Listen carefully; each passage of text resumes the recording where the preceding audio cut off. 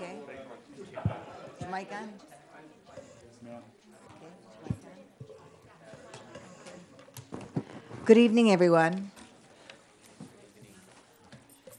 Welcome to the March 2015 Curriculum and Instruction meeting of the Board of Education. Wow, March, where'd the time go? Oh my gosh. Mary Jo, has the meeting been posted? Yes, it has. Okay, thank you. Next on the list, we have opportunity for citizens. Are there any citizens in the office that would like to address the board, share some comments, ideas? Okay, we've got a wonderful audience tonight, but no comments for the board. Okay, we need to have an approval of the February minutes. Could somebody please make a motion? I'll move approval. Okay, is there a second? Second. Second.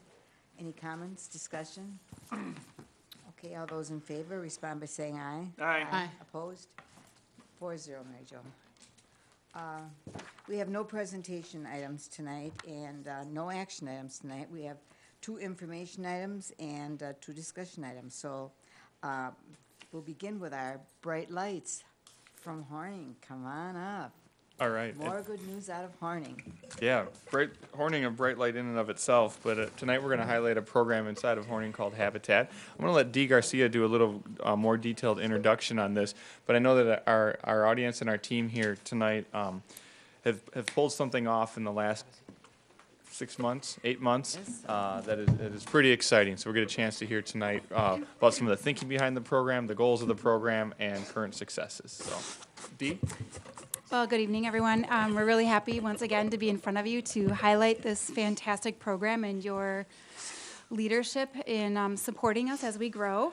As you know, we have a very long history of bilingual education in the school district of Waukesha, which is quite unique. It's around 40 years old at this point. And just in the past 18 months have we, for the first time, been able to expand our bilingual dual language program into the middle school grades or secondary for the first time. When the teachers got this opportunity, they worked for about a year to plan curriculum before they implemented it last year for 6th grade. And they found that over the course of their year, they had such robust and important, meaningful opportunities for relationship, for instruction, and for, I think, climate building with students that they wanted to go further and do something that was a little bit different, that engaged students more authentically and allowed them to really discover for themselves what their pathways would be in developing their bilingualism, their biliteracy, and their aptitude in academics. So they came to myself and to Mark last spring with an innovative idea that Mark's leadership exploded and allowed to flourish. And that's where I'd like to leave it off. I'd like to introduce Aaron Cameron, Johnny Flamboy, Maria Rivera. The students will introduce themselves in a moment, and Mr. Mark Wagner. Thank you. Welcome, everyone. Happy to see you. Excited about what you're going to share, so take it away. Good evening, everyone. Thank you for having us tonight. We're excited to be here. I think the kids are kind of excited, but they're kind of shy. But they're going to be explaining some things and also entertain your questions when we're finished with this presentation. So, again, we appreciate the time and being able to present some of this. We came before you back in the beginning of the year to talk about what Habitat was going to be all about. And if you notice in the bottom of the corner of that first slide, it says Home of the 21st Century Hawk, 2 languages, 1 tree. And really focuses on the bilingual program and something that we are very proud of at this point. These 3 teachers came to me and came to Dee, as she had mentioned, and wanted to expand a dual language program and make it into something that was more personalized learning. You know about our Flight Academy at Horning, and this is something that kind of started, with some of the same ideas as Flight, but it is different. But with the understanding that this was going to be a learning path with choices and a personalized model, something that has not been in a dual language program per se. So I don't want to spend a lot of time with it, but if we go to the next slide, Habitat is an acronym, and it's kind of a long acronym, but that's all right. H stands for Habits of the Mind, A, Advancing, B is Biliterate, I is Innovators, T is 2, A is Achieving, Using, and T is 21st Century Skills.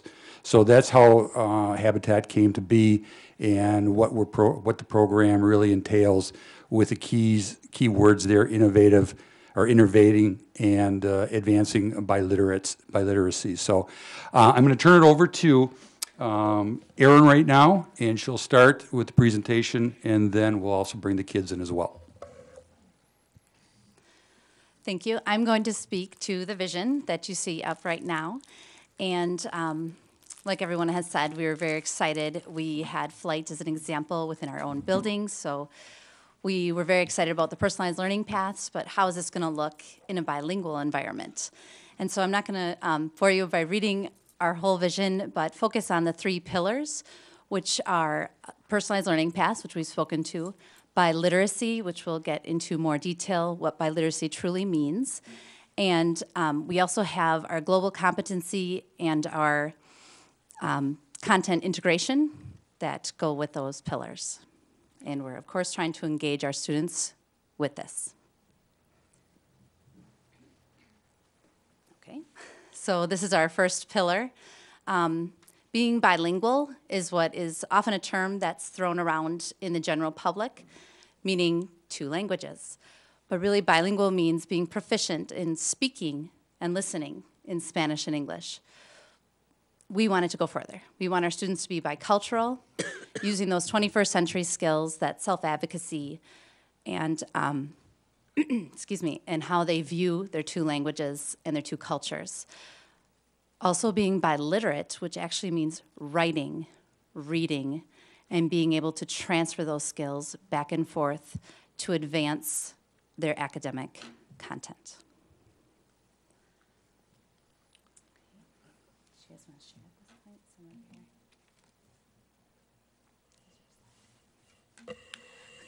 The kids have this slide, and we kind of just talked to them about being able to share what they've been doing with us. Content, language, and integration, obviously what that means, mixing that language and content together, and then the personalized learning piece, how we're beginning that path. Just introduce yourselves.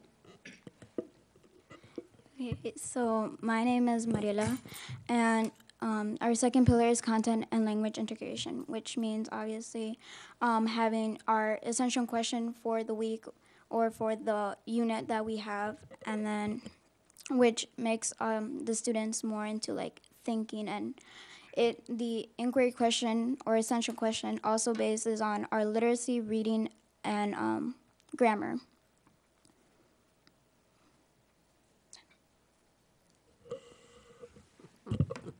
My name is Mariano, and the third pillar is personalized learning, which is utilization of student preference, voice, and choice in the learning of process.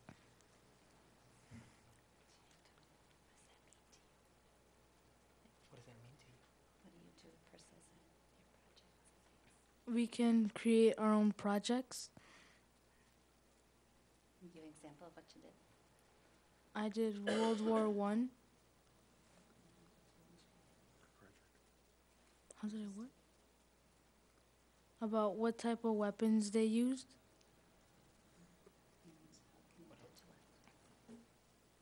Oh, how it connected to Latin America? Okay.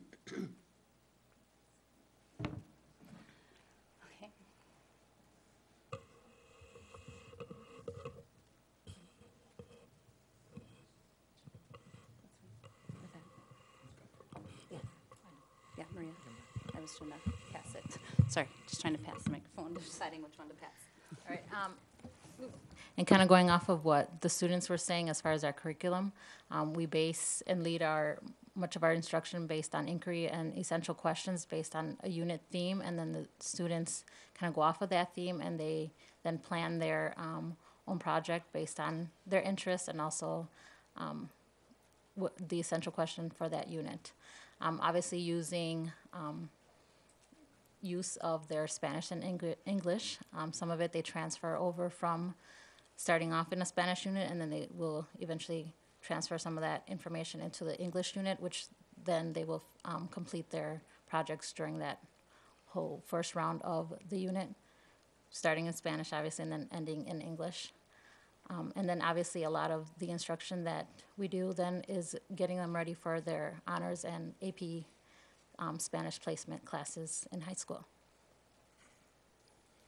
Next slide. Oh. Okay. We had a video that showed an example of a student presenting her project to peers based on their voice and choice, again, with the whole personalized learning and what interested them, and they created an essential question, and she went and found research and put together a presentation, was presenting it to her peers, and the peers were able to then ask questions of her and further encourage her and also give her ideas as well to extend her project if she wanted to do so.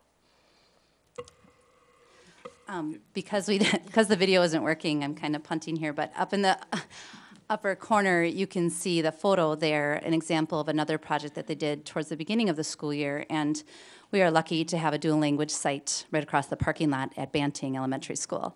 So the kids were able to, and that's an example how they went over and presented their findings and adapted their projects so the elementary students would be engaged by their presentation. So it was a really neat opportunity. It was something, again, that they had actually originally started in English and then transferred, synthesized that information into Spanish for the kids and had a presentation, and it was really neat to see. So that was a quick example. Okay. Here's the video. Oh, it did? Okay, never mind. Got the video. Okay.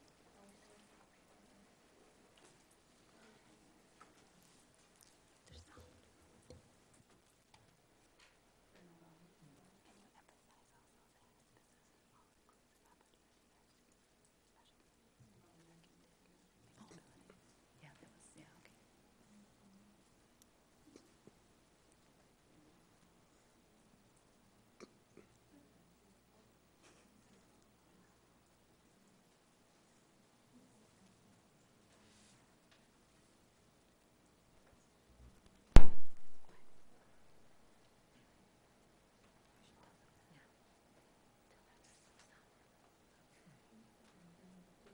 There's no sound for, there's no sound for. Well, it says mute if you click on it. It's up all the way. So there's no sound.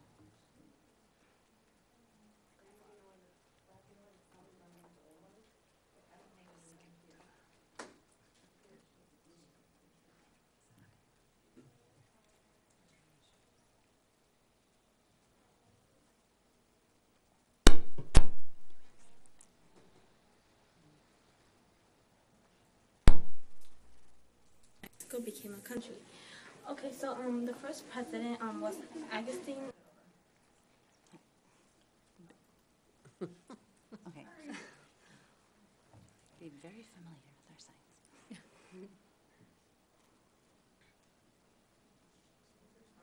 No, there's no sound on the first part. It starts when they start, yeah. Is it? You're the last person who's kicking out over there. Bugging them.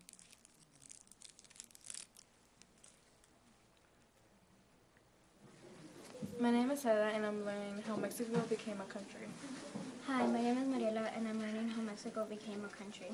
Hi, my name is Jasmine, and I'm learning how Mexico became a country from my friend Gabby. My name is Gabby, and today I'm going to teach you how Mexico became a country. Okay, so the first president was Augustine de No lo aprobaba lo que estaba diciendo. Entonces en su imperialismo de Agustín Iturbide, que fue el primer emperador, él pretendía como que estaba en el plan, pero en realidad no estaba. Entonces, nomás era como para no estar en guerra con otra persona, para estar en paz. Entonces, en 1823, cuando Iturbide abdicó y se exilió, que significa que se quitó del cargo de emperador, tomó parte del supremo poder ejecutivo. Entonces, él tomó el cargo del poder ejecutivo, pero estaba ya el presidente anterior, que era Pedro Celestino Alegre, el anterior, pero él no fue presidente, nomás fue como pensando que era. Entonces, un año después se sancionó el acta constitutiva, entonces volvieron a poner el acta constitutiva. La constitución de 1800... En ese tiempo cuando Guadalupe Victoria sí tuvo los votos, ¿verdad? Sí, ese fue. Las mujeres también podían votar o nomás podían ser. No estoy segura de esa pregunta, pero no estoy segura de esa pregunta. ¿Qué te voy a leer? Oh, entonces todavía no sabía si podían, que las mujeres tenían privilegio para votar.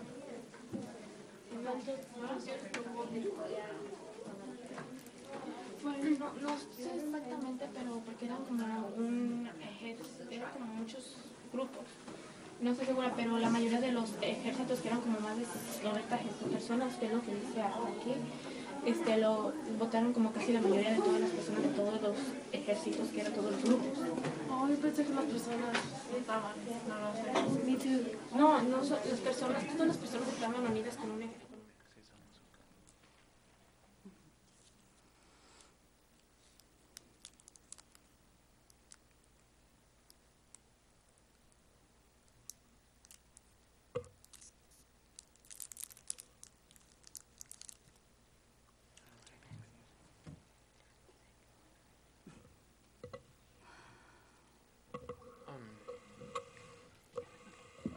As you can see, well, first of all, let me introduce myself. My name is Johnny Flamboy. I'm a dual language teacher at Horning Habitat. The video that you just saw was a little presentation of what Gabby put together about 300 years of Mexico becoming a republic.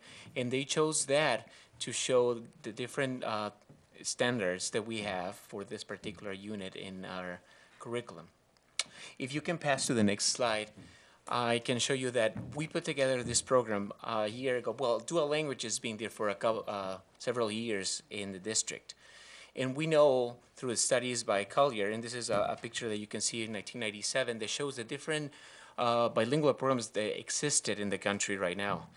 And dual language, thus far, is the most comprehensive and attainable program that exceeds the expectations of our students in the achievement, especially for our Latino students that don't. There's a gap in the high school drop. This actually gives them a good opportunity for them to excel and get ahead. Sometimes in their academic life, as you can see, this is the curve. The normal curve of the entire country. By 8 or 10 grade, our students in dual language exceed monolingual peers in a standardized test. That was one of the reasons we try to bring this program over to middle school and continue with this with the help with our bilingual department here in the school district of Waukesha. Can I just ask you, what does NCE stand for? Normal curve equivalent. Okay. So as you can see in 50, the red dot line is what monolingual speakers of English actually achieve. That's the normal. And the other programs are the ones that have been implemented and their success through time.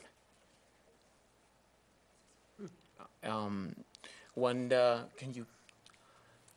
This is actually the model that we're following right now. It's learning for biliteracy, which we trying to enhance their oracy and reading, writing, and meta language skills.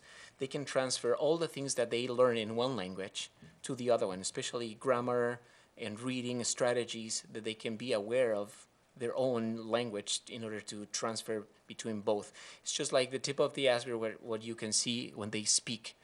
But, it goes much deeper when they know both languages and go back and forth. So we're implementing not only in Habitat, but the entire dual language, this model. And it's actually working for us. The kids that we got this year are phenomenal, and we're really proud of them. We created this as a blue ocean strategy. What we wanted in our optimal learning spaces is giving the choice for them to explore and be comfortable in their own classrooms. Instead of being just in rows like in the past, we're not in the industrialized area anymore. We wanted to step away from that and giving a little more flexibility for them to explore their own capacities and feeling comfortable. So I actually put this picture together because we know that everybody's so saturated in one particular set of thinking skills. We want to break through and go and explore something different for them to, add value to the education as well. That's why we put this together, being personalized and dual language. Actually, this program doesn't exist in the entire country. This is a piloting between dual language and personalized learning.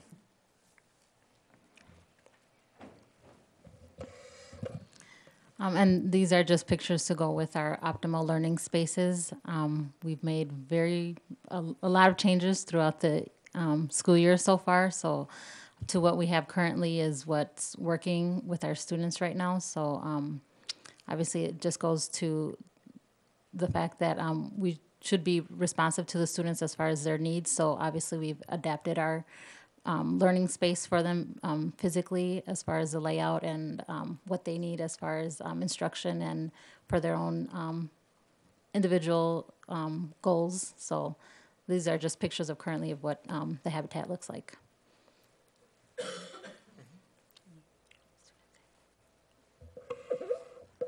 And lastly, we just wanted to put out a little pitch that we have the See It Live opportunity on March 5th, that's this week, from 9 to 2, but we welcome visitors when you're able to come and see our students in action, and really feel free to come on in and talk to them. We have students we have students with special needs, we have students who are high-level learners, and we really have the gamut, and we're excited that you come in and be able to see what they're doing and how it is personal for them. We truly believe in this, and we want to continue to see it grow, and we're very proud of our students and what they've been able to accomplish in that meta language, and so we want to share. So, welcome.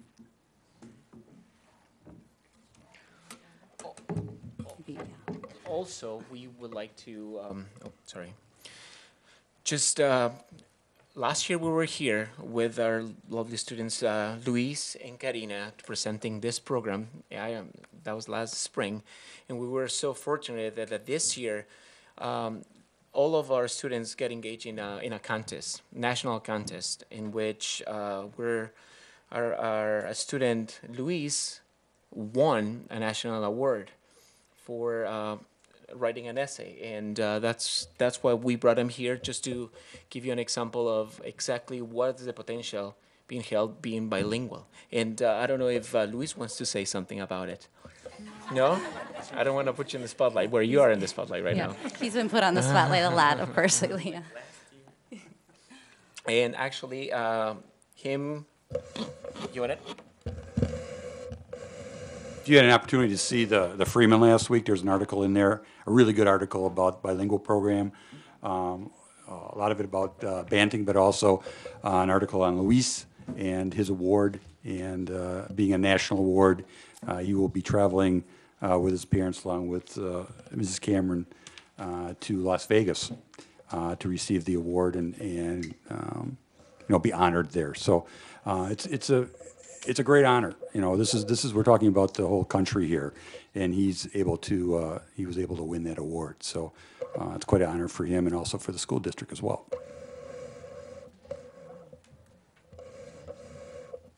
I guess it's okay to ask a question now, is that right? Okay, thank you. Well, thank you all for being here and for presenting this. It is exciting, and I was interested in your topic about World War I weapons, as well as the history of Mexico. And I wanted to ask Luis, and I know you don't want to talk to us much, but what was your topic for the paper that won the award?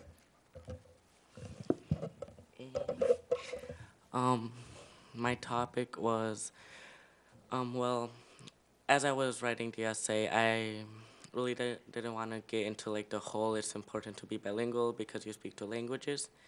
I wanted to get away from that and like get into like more personal stuff, like helping people, like helping people who don't know two languages and have the advantage of having those languages. Why not put them to use and help other people? And that's basically how my essay went. Oh, okay, great. So it was more like a personal Yeah, statement as opposed to like the others were more like a research yeah. paper. Okay, thank you very much. And congratulations. Thank you. Ms. Manager. Thank you. So, did you say this is the only one in the country right now? There's dual language programs in middle school across the country. The model that we tried to put together was a hybrid between dual language and personalization. We know that at this point, the population of our students, we have two branches. One can actually go and perform in a personalized setting. And the other, that's what we're trying to do actually next year, just to have a regular dual language program and a separate personalized. So it's brand new, it's innovative. There's no country alike in the country. I mean, the program alike in the country, and we're trying to, build it from the ground up. And so, what changes are you going to make next year? You're going to support it up? Well, not exactly. No, that's okay. We are, before it was the personalized and dual, and what we're doing is integrating all of that together. And then the other component is also the comprehensive, I want to say comprehensive literacy, because that's so, but that's, I'm sorry, yes, the comprehensive content, and putting that all together. And then the changes for next year is we're hoping to include math. This year we had social studies, science, and language arts, reading and writing workshop. And so we're hoping to incorporate all of that together, so we will truly have that cross-categorical and that strong content connections that we get to see this year, but that will have that connection through the mathematic world as well. So when their projects want to involve math and want to include that, we're hoping to be able to foster that instead of having the separate. So that's the one of the changes. We'll also have about 20 more students in the academy, so we'll be close to 100 students, which, creates a little bit of a space issue, but we still have a little bit of room to expand. Not a lot, but it should be able to expand enough to be able to accommodate those extra students. So, again, it's if you have an opportunity to come and visit us, I know Mrs. Ryanchek has been over and she had an opportunity to visit with the kids and see the structure of how it's set up. You walk in, and it has all these different learning spaces. You saw some of the pictures, but they can also be reconfigured when need be, depending on what they're working on. And you're not going to see the typical rows and things like that. And you can go there's 3 rooms that they can go into and work on different things. So you have to come and see it. We invite you to come and see it. It's really an interesting setup in how it works. So, and the 3 of these people right here have spent an enormous amount of time working on this after hours, weekends, to make this happen. And it's emerging. It's something that started. It's changed since the beginning, and it continues to change as they find new ways and new strategies to teach the kids.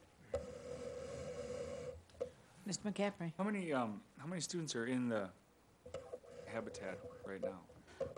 We currently have 85. We just got a new student, and that's a difference as well from traditional personalized programs in the past. There's an application process, but with the bilingual servicing that we do, we accept whoever comes, and we try to get them going with everything. So our new student is transitioning right now, Right. So what is yeah. a normal day? And I know schools, so I know there's no such thing as a normal day in a school. But what does a normal day look like in this program for the students? Do you want to speak to schedule?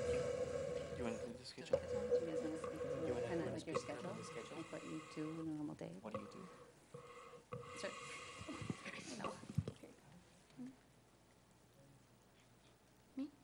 All right. So a normal day at the Habitat would be either in the morning having a group mentor meeting just to see how how the day's planned out for us. Other than that, we have our own schedule. We sign up for our own sessions at our own time. and we try to see when can we fit in independent work time to at least finish our session works. So it would be like having sessions at the end of the day, in the middle of the day, before lunch, or after a group meeting. So that's what we try to do, just get independent work time in there as well as getting our sessions done.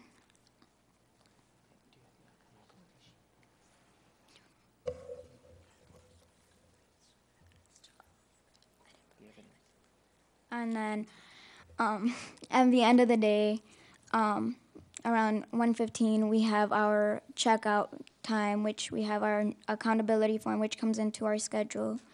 After the end of the day, we have to show our evidence to our mentor what we did today, and after, if you get 3 out of 3 or more than that, you actually get awarded into like a raffle ticket, which would go into the weekly raffle and goes into the monthly raffle. So finishing your work does pay off.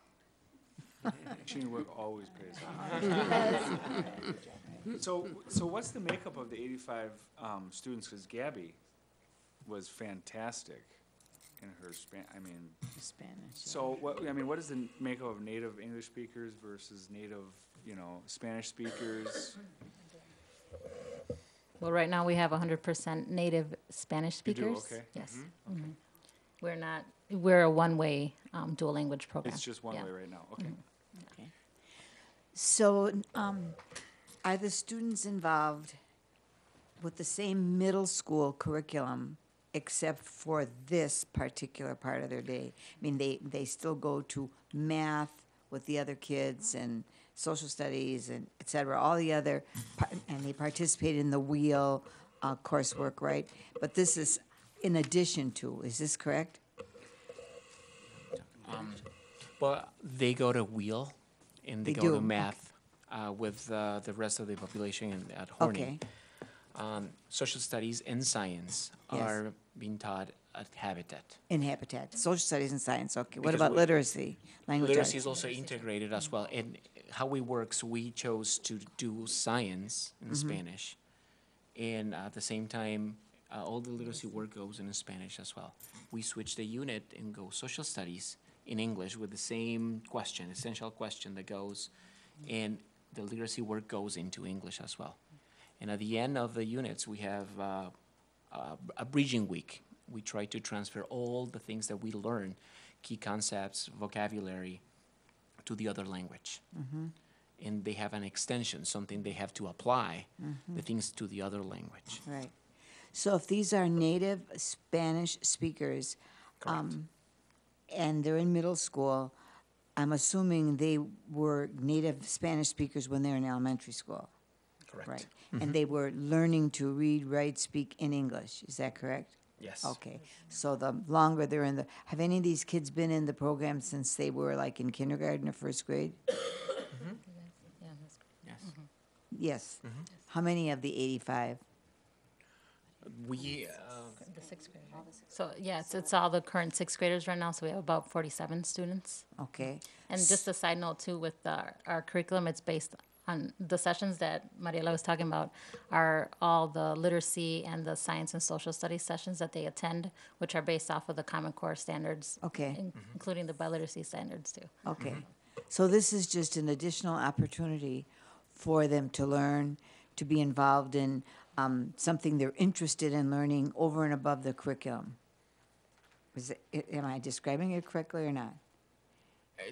Yes, yes and no, Okay. because yes, it's in addition to curriculum based on their interest, but they Yes. also cover the curriculum through their Yes, project. yes, Yes, that- okay, that so I yeah. understood. So as part of the Habitat program, they each do a project of some sort, a research project of something of interest, right? I mean, it could be about Mexico, but it could be about lots of other things. Right. The current social studies unit that they're coming off of and speaking to, Yes. we did Latin American geography. Oh, okay. So is that being an overarching theme? Okay. We introduced some main concepts, of course, with world geography, and then underneath that umbrella, they kind of said, well, I'm interested in this and how it relates to geography in this Right. part of the world. Sometimes they did a comparison, Like I like World War I, so I kind of want to look in Europe and this, and then so So it I totally would, depended. it would appear to me that at this stage in their education, middle school, that they're pretty adept already in English. I mean, For the that- most part, yes. For the most part, they can read and write and understand as well in English as they can in Spanish. Oh, that's just marvelous. Yeah. That's marvelous. I wish I could say that I could participate as a native English speaker, and by the time I was in 6th and 7th grade, be able to, read and write as well in Spanish as I do in English. Oh, that's pretty phenomenal.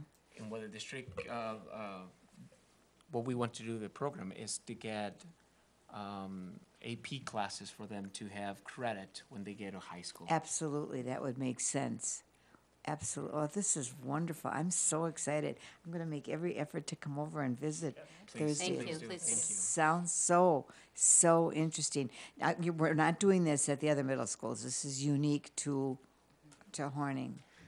There are dual language Yes. in every single that I know. middle school. Right, right, But it's unique, the layout that we just presented to you. right. So when the children participate in the Habitat program, they come to this special area that you showed. Yes. Okay. Very untraditional looking, welcoming, not desks straight in row, teacher desk center front like we used to see. This to me is quite welcoming, and I think it enhances learning and interest in learning and gives kids an opportunity to interact with each other. And as we all know, kids learn best from each other. So that's a pretty incredible program. Quite frankly, all of you sitting at the table, you look like students rather than teachers. Thank you. That's a good thing. I see the world through different eyes today, Mr. McCaffrey. So it's just one way right now? Is Currently, there any thoughts yes. of going Currently. two-way on it? Is that the plan, the ultimate Eventually, plan yes. is- It will Due to come. the population, though, and how it's growing within the elementary level. Right. Currently, we just don't have them yet. We just don't but- have, okay, enough people. A couple of years back, in a couple of years, we'll get them. So in a couple of It's years, well it'll be English to Spanish. Now it's Spanish to English. No, what it means is the population. Oh. The dual language is we want to integrate Anglo-speaking kids with Spanish right, English kids right. together in Native the speakers. same Right. classroom. At this Okay. point, we just have Spanish speakers. Native Spanish speakers, okay, okay. How wonderful. Yeah, it's Ms. great. Ranachek, do you have a question? Sorry, thank you. That's because we only have kindergarten and first grade together right now. So as they come up, then you'll have them. That's right. Yes, thank you for clarifying. But yes, we also have. Except at Our Banton. first group of fifth grade dual Advantage. language two-way students are going into middle school this fall. They are the first group, this fifth grade cohort, and so we Banton. currently do not have 6th and 7th graders in our middle school. As those fifth graders come into middle school next year, our Bethesda students will be in the 3rd grade. So in 3 more years, they'll be joining middle schoolers. Our Blair students are in kindergarten right now, so they'll be coming in 5 years, and 6 years higher kids too. So in about 6 years, we'll be prepared for all of our dual language programs to be able to accommodate any kind of learner. So your Banting kids then are the first group, Yeah. yeah? Mhm. Yeah, Yes. right, Yeah. wow, wow. Thank you. No, I that's will fine. state, though, that most of the kids you see here before you today are proficient in English, and the diversity of our students is quite amazing. We have students that are newcomers from Colombia as recently as last week. We have students that have been in our school district since they were in kindergarten. Most students are totally bilingual. Okay. This is a question I guess I'm really not sure of. Do all the countries of South America speak the same Spanish that they speak in Mexico, yes or no? Well, it's the same language, different dialects. Different dialects, okay, It's the same language, so okay, it's exactly the same. What Just ab- different words here and there. sure. And the Changes. same with people in Spain? Correct. Okay, yeah, I understand what you mean. I understand, okay. Did you want to say something, Mr. Crone? Okay. Actually, okay. Thank you for coming in. And even I think even more importantly, we talk about knowledge and skills that students are learning. The skill set that you have brought to the table. This is a game changer. for our district. The students that have these skills that they are learning are more than equipped to take on future challenges. And so we're excited to have this here, and we're excited for the team of parents that have supported a new model and been a part of that, the team of students that get up every morning and make that place work, and definitely our design team of teachers who have done that. So we really are watching this. We think it's a game changer for how teaching and learning looks in this fashion, and to look at different groups that, as Dee Garcia just said, that we're serving. Doesn't matter if you moved here today or if you've been here since kindergarten. The goal is the same. So thank you Okay. to everybody for that. One more question, do you start your day earlier than the other kids, or your day is the same? No, it's the same. It's the same. Okay, okay. Well, I too would like to echo what Mr. Crone said. I'm so impressed, and thank you, Mark, Mr. Wagner, for supporting these kinds of things. You've got some wonderful things going on in middle school for different populations of students, and such great learning opportunities, and as this indicates. So thank you, teachers. Thank you, students. You're just excelling tremendously. We're very, very proud of you. I wish I would have had such an opportunity when I was your age. So proud of you. Keep up the good work. Thank you. Thank you. Thank you. Thank you. Wow. I'm impressed. Very impressive. Okay, moving along then, our next agenda item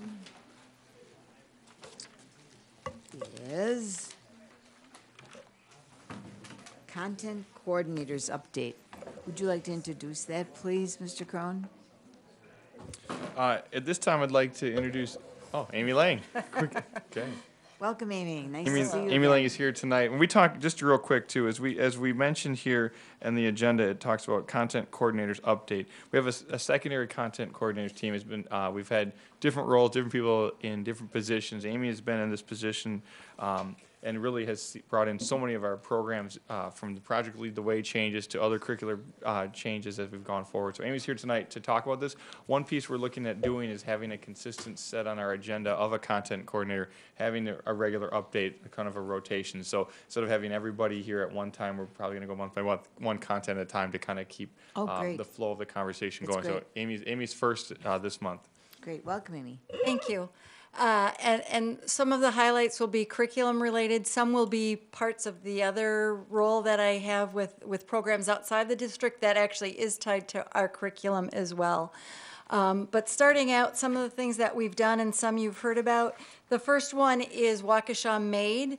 And about 2 years ago, thanks actually to Jody Landish and Jill Werner, came up with this tagline or logo that we're using for Waukesha Made as a spinoff of American Made, but more to communicate with our students and parents and educate them about the manufacturing industry, but looking at all of the programs we offer. So we offer curriculum in manufacturing, auto, design, which is our graphics program, and then our engineering program. And again, working with the Waukesha County Business Alliance, we've made some curriculum changes over the years and are working with businesses. The 6 businesses that are on the left have become very vested in our school district and are very excited about working with us and our students, again, to build those business education relationships that we've got. And so on the right-hand side are some of the things that we've done within this Waukesha Made program, which is housed or which takes place in our technology and engineering department. We've been doing schools to skills tours for 3-4 years, I believe, 3 or 4 years. Overall in Waukesha County, they have taken over 1,300 students on tours of local manufacturers and businesses to be able to see what they have to offer and to show careers in that industry, and not just the manufacturing careers themselves, but the high-level skill set that's needed, and also even careers such as the engineering piece, such as the business piece, and things that different types of jobs that kids could get in those companies. This year, for the first time, on National Manufacturing Day, which is in October every year, we took 8th graders out to manufacturing businesses. We had all three middle schools, so Les Paul, Butler, and Horning all went to Weldall.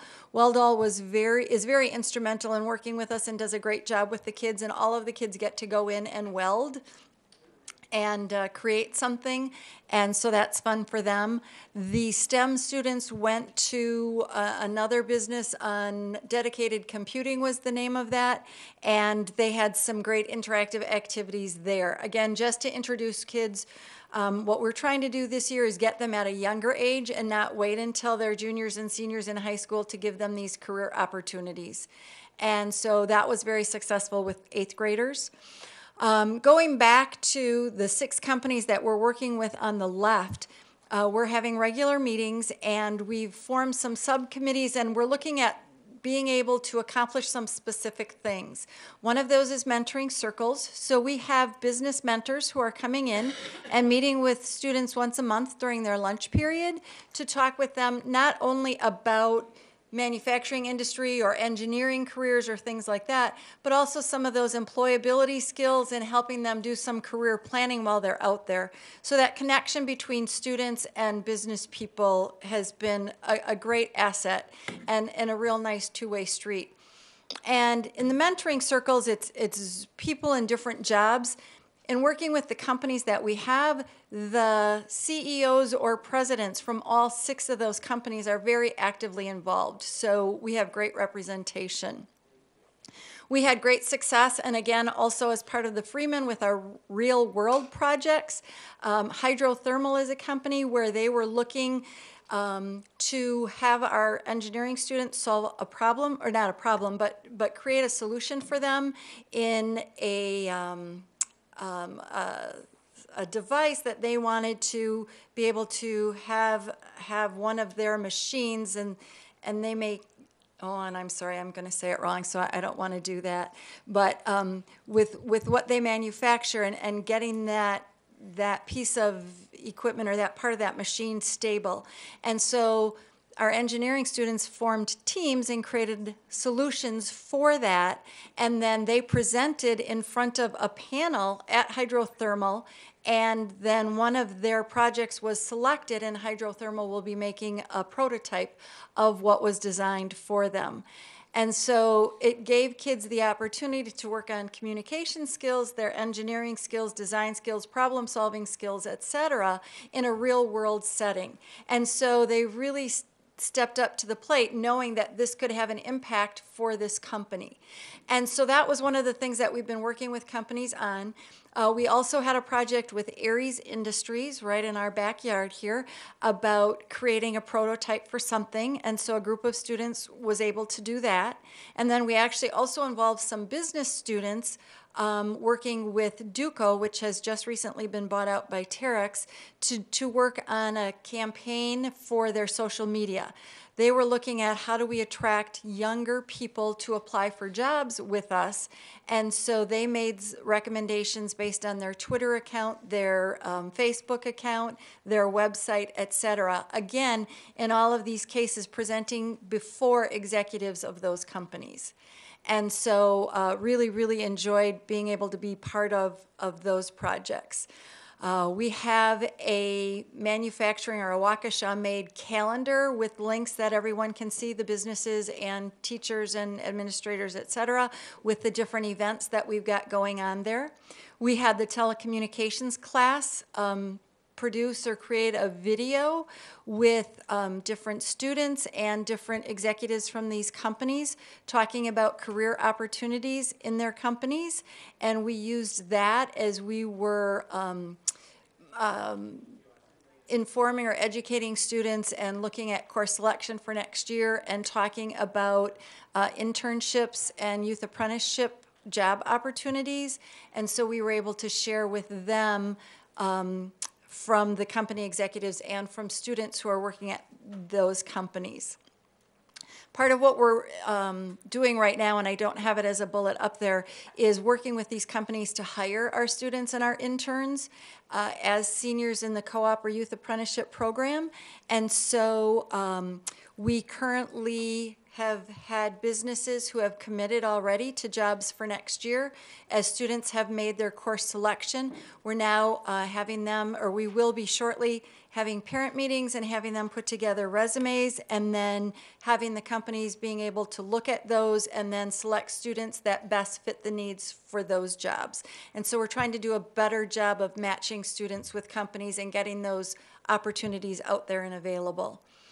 And then finally, we are we're working on developing a career fair in manufacturing out at WCTC next October during Manufacturing Month. So those are just some things that we've been working on there. Kind of actually almost a tie-in or another avenue that we've been using for students in some cases where they go to school part of the day and work part of the day. In the case of the Dual Enrollment Academy, we have students who are seniors who participate at their high school, their home high school, for only 2 hours a day to complete their graduation requirements, so their English or math or government, econ, whatever they need. And then they spend a majority of their day at WCTC taking classes anywhere from 20 to 24 credits in one of those top 3 programs. Baking and pastry is new for next year, so we're excited about that one and the opportunities there because WCTC has a great culinary program at their institution. Last year was the pilot year, and this was developed with Waukesha and Elmbrook started it along with WCTC, along with a local company called Trace-O-Matic. And again, looking for opportunities for kids looking to fill the skills gap, et cetera. And so they created those top 3 programs. And actually last year they had a program in IT, and that had to be temporarily put on hold. It will not be back for the fall, but hopefully a year from fall. We had, as a district, 8 students who participated last year in the program. I don't have exact follow-up from those 8, but I do know that all but, I think, 2 or 3 in the entire Dual Enrollment Academy, which was about between 30 and 35 students, all but 2 or 3 have continued on at WCTC this year to earn their associate's degree. So with the 20 to 24 credits that they're getting during their senior year, they're coming out of it with a technical diploma and in some cases an industry certification. So the student last year in IT did get an industry certification also out of that. And then with very little time put in, most of them can finish their certificate, and I'm sorry, I'm getting certificate diploma mixed up, but they can, within a couple credits, finish one piece, and then within like a year, finish their associate's degree. So it's getting students through that pipeline faster. Just for CTE month, which was the month of February, Tony Evers and Reggie Newson, who is the head of the Department of Workforce Development, both came down and toured the Dual Enrollment Academy, and that's a picture of them there actually talking to one of the Waukesha students. And they were very pleased by what they saw. We are relying partially on grant money from the Department of Workforce Development to be able to help fund this for our students. This year we have 11 students enrolled in the Dual Enrollment Academy, and I was just recently told that out of the 11, 9 of them have already secured full-time employment. And actually of the ones last year too, the majority of those were employed or had employment before they finished the program. And this year, 9 out of the 11, one of them who does not is going into the military, and the second one is in the printing and publishing program, and they don't hire until the summer. And so these students are well on their way to having a successful career through this program. So again, another great opportunity for students. I just got word too that they had 2 meetings this month or just recently for next year's applicants, and Waukesha had a very, very good showing. So again, a great opportunity. Moving on to dual credit and work-based learning, if I could direct you to the handout that was part of your packet for this week, the one that was called Career and Technical Education Highlights. This is just some data similar to what I shared with you a year ago, and looking at the number of students we have for transcripted credit. We were down a little bit for last year. And it wasn't a significant amount, but that is dependent on, number one, the number of students who finish in transcripted credit. It might also be that if a class doesn't run that particular year, so we have different numbers of transcripted credit courses that run based on student enrollment. And I have actually this much data from WCTC, so I tried to pare it down and give you just the highlights. But again, a significant amount of students, if you look at students who are earning transcripted credit from WCTC, so it's number of students and then how many credits they actually receive, which again, in many cases can be applied towards programs at four-year institutions if they decide not to go to WCTC, but to attend a four-year university instead. And then total tuition that was saved. And again, all of these classes are offered in our district and students get WCTC credit for them. The next piece of information is students who enroll in a technical college system.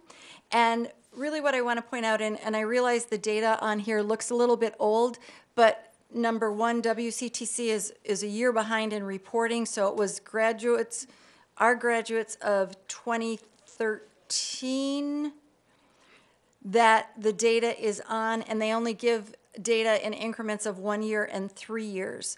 So if you look at 2008, 2009, and 2010, looking at the number of students who enroll in the technical college system directly out of high school, and then compare that number with the amount that enroll in the technical college system within 3 years. And so you can see, for example, in 2010, that between 16 and 18% of our students after they graduated in 2010 enrolled in a technical college, but that within 3 years, so by 2013, that was up to 32 to 39%.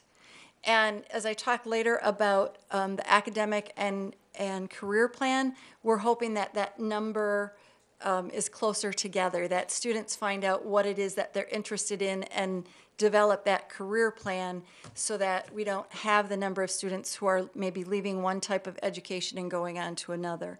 But it is, I think, a significant jump. And my question, or my challenge question has been, how do we get these kids, if this is truly what they want and the career they're going for, how do we get them there right away as opposed to having to wait for 3 years? But that's something that we look at. And then again, you can see in 2011 and 12, I only have the 1 year out data for that. And the percentages there. On the second page is number of students that are involved in our co-op and youth apprentice and internship programs. So that's been pretty consistent over the years, up a little bit in the last 2 years, and about the same anticipating for next year as well. And then the last piece on that page 2 of the sheet, the one thing I'd like to point out, this is looking at number of students who are taking CTE courses. This is juniors and seniors that we report on only, and this is required by the state of Wisconsin in a report called CTERS, the Career and Technical Education Enrollment Reporting System, and we're required to give that report. We reported this last year on 1,955 total juniors and seniors. 59% of them have taken at least one CTE course, and 68% of those, if they've taken one, have taken up to, or 3 or more.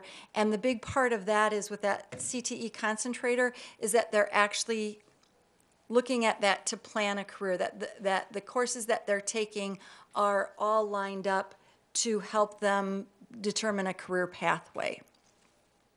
The follow-up study, and again, a small number that they survey and a smaller number that respond. The one piece that I was interested in is that the first and the third line, that we have 63% who are attending either a 2-year or a 4-year college that was related to the high school program that they were involved in. And so to me, that's exciting to see that they're staying along the paths that they started in high school. Go ahead, please. 2 new things for this year, both involving money for our district and our students. Act 59 created the technical incentive grant. The state had a finite amount of money, and we're giving up to $1,000 per student. We will be getting that money this spring, but they are giving the district up to $1,000 for every student who was either part of some work-based learning or got some type of industry certification. We submitted 19 students for that grant. They're telling us that it's probably going to be $800 to $900 per student because they take this finite amount of money, I believe it was $3 million, and divide it by the number of students that were submitted for the grant.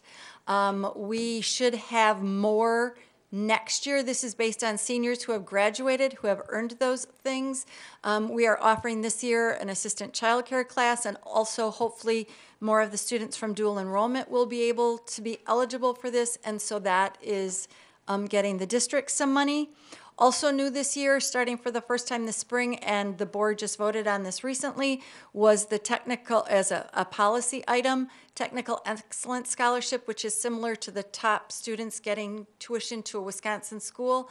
They are also giving, in the case of the size of our high schools, about 3 scholarships per school for students who would be enrolled in a technical college, that they can get that $2,250 a year for 3 years to help pay for tuition. And so it's exciting to see that they're helping out those students as well. And then forecasting for the future. As I had mentioned a little bit earlier, we have an academic and career plan coming. This is by Wisconsin state statute that this is being created and what that statute has indicated. And so this is just a very short preview on this. And I did include 2 handouts in your packet for that as well. But what the statute states is that to ensure that beginning in the 2017-18 school year, every school board is providing academic and career planning services to pupils enrolled in grades 6 through 12 in the school district. And obviously we already do some of those things already.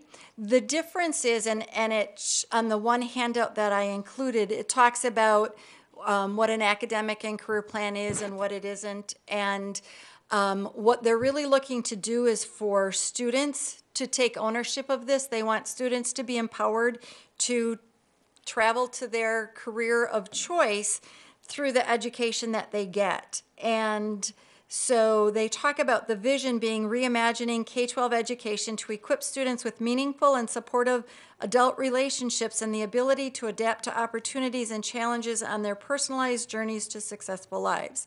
So it's looking at activities that go along with students being able to know who they are, their learning styles, their strengths, their weaknesses, and those types of things through surveys and et cetera. Part of that is for them to be able to set goals about themselves and their careers.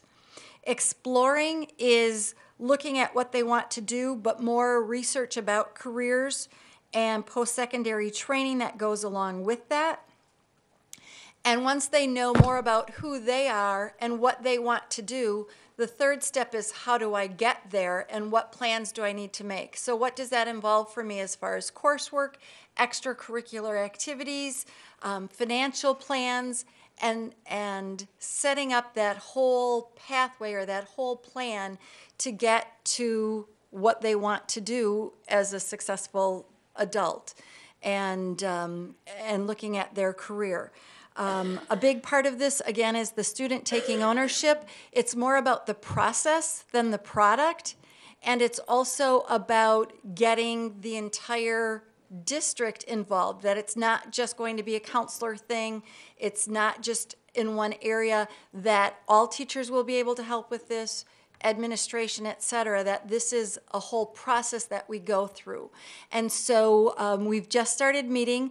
The state put out a readiness self-assessment, and so we're looking at where we're at right now, what are we doing that works, and then looking at what do we need to do to put this process in place for the 2017-18 school year. And finally, two other things kind of in the career and tech ed area that we're looking at is we've been meeting and trying to develop, again, a plan or a pathway in the area of computer science. We are looking at Project Lead the Way. They have just recently put out a series of 7 courses in computer science and looking to see if that will fit our need. We'd like to be able to, in the future, offer an AP computer science class, and what does that take to get there.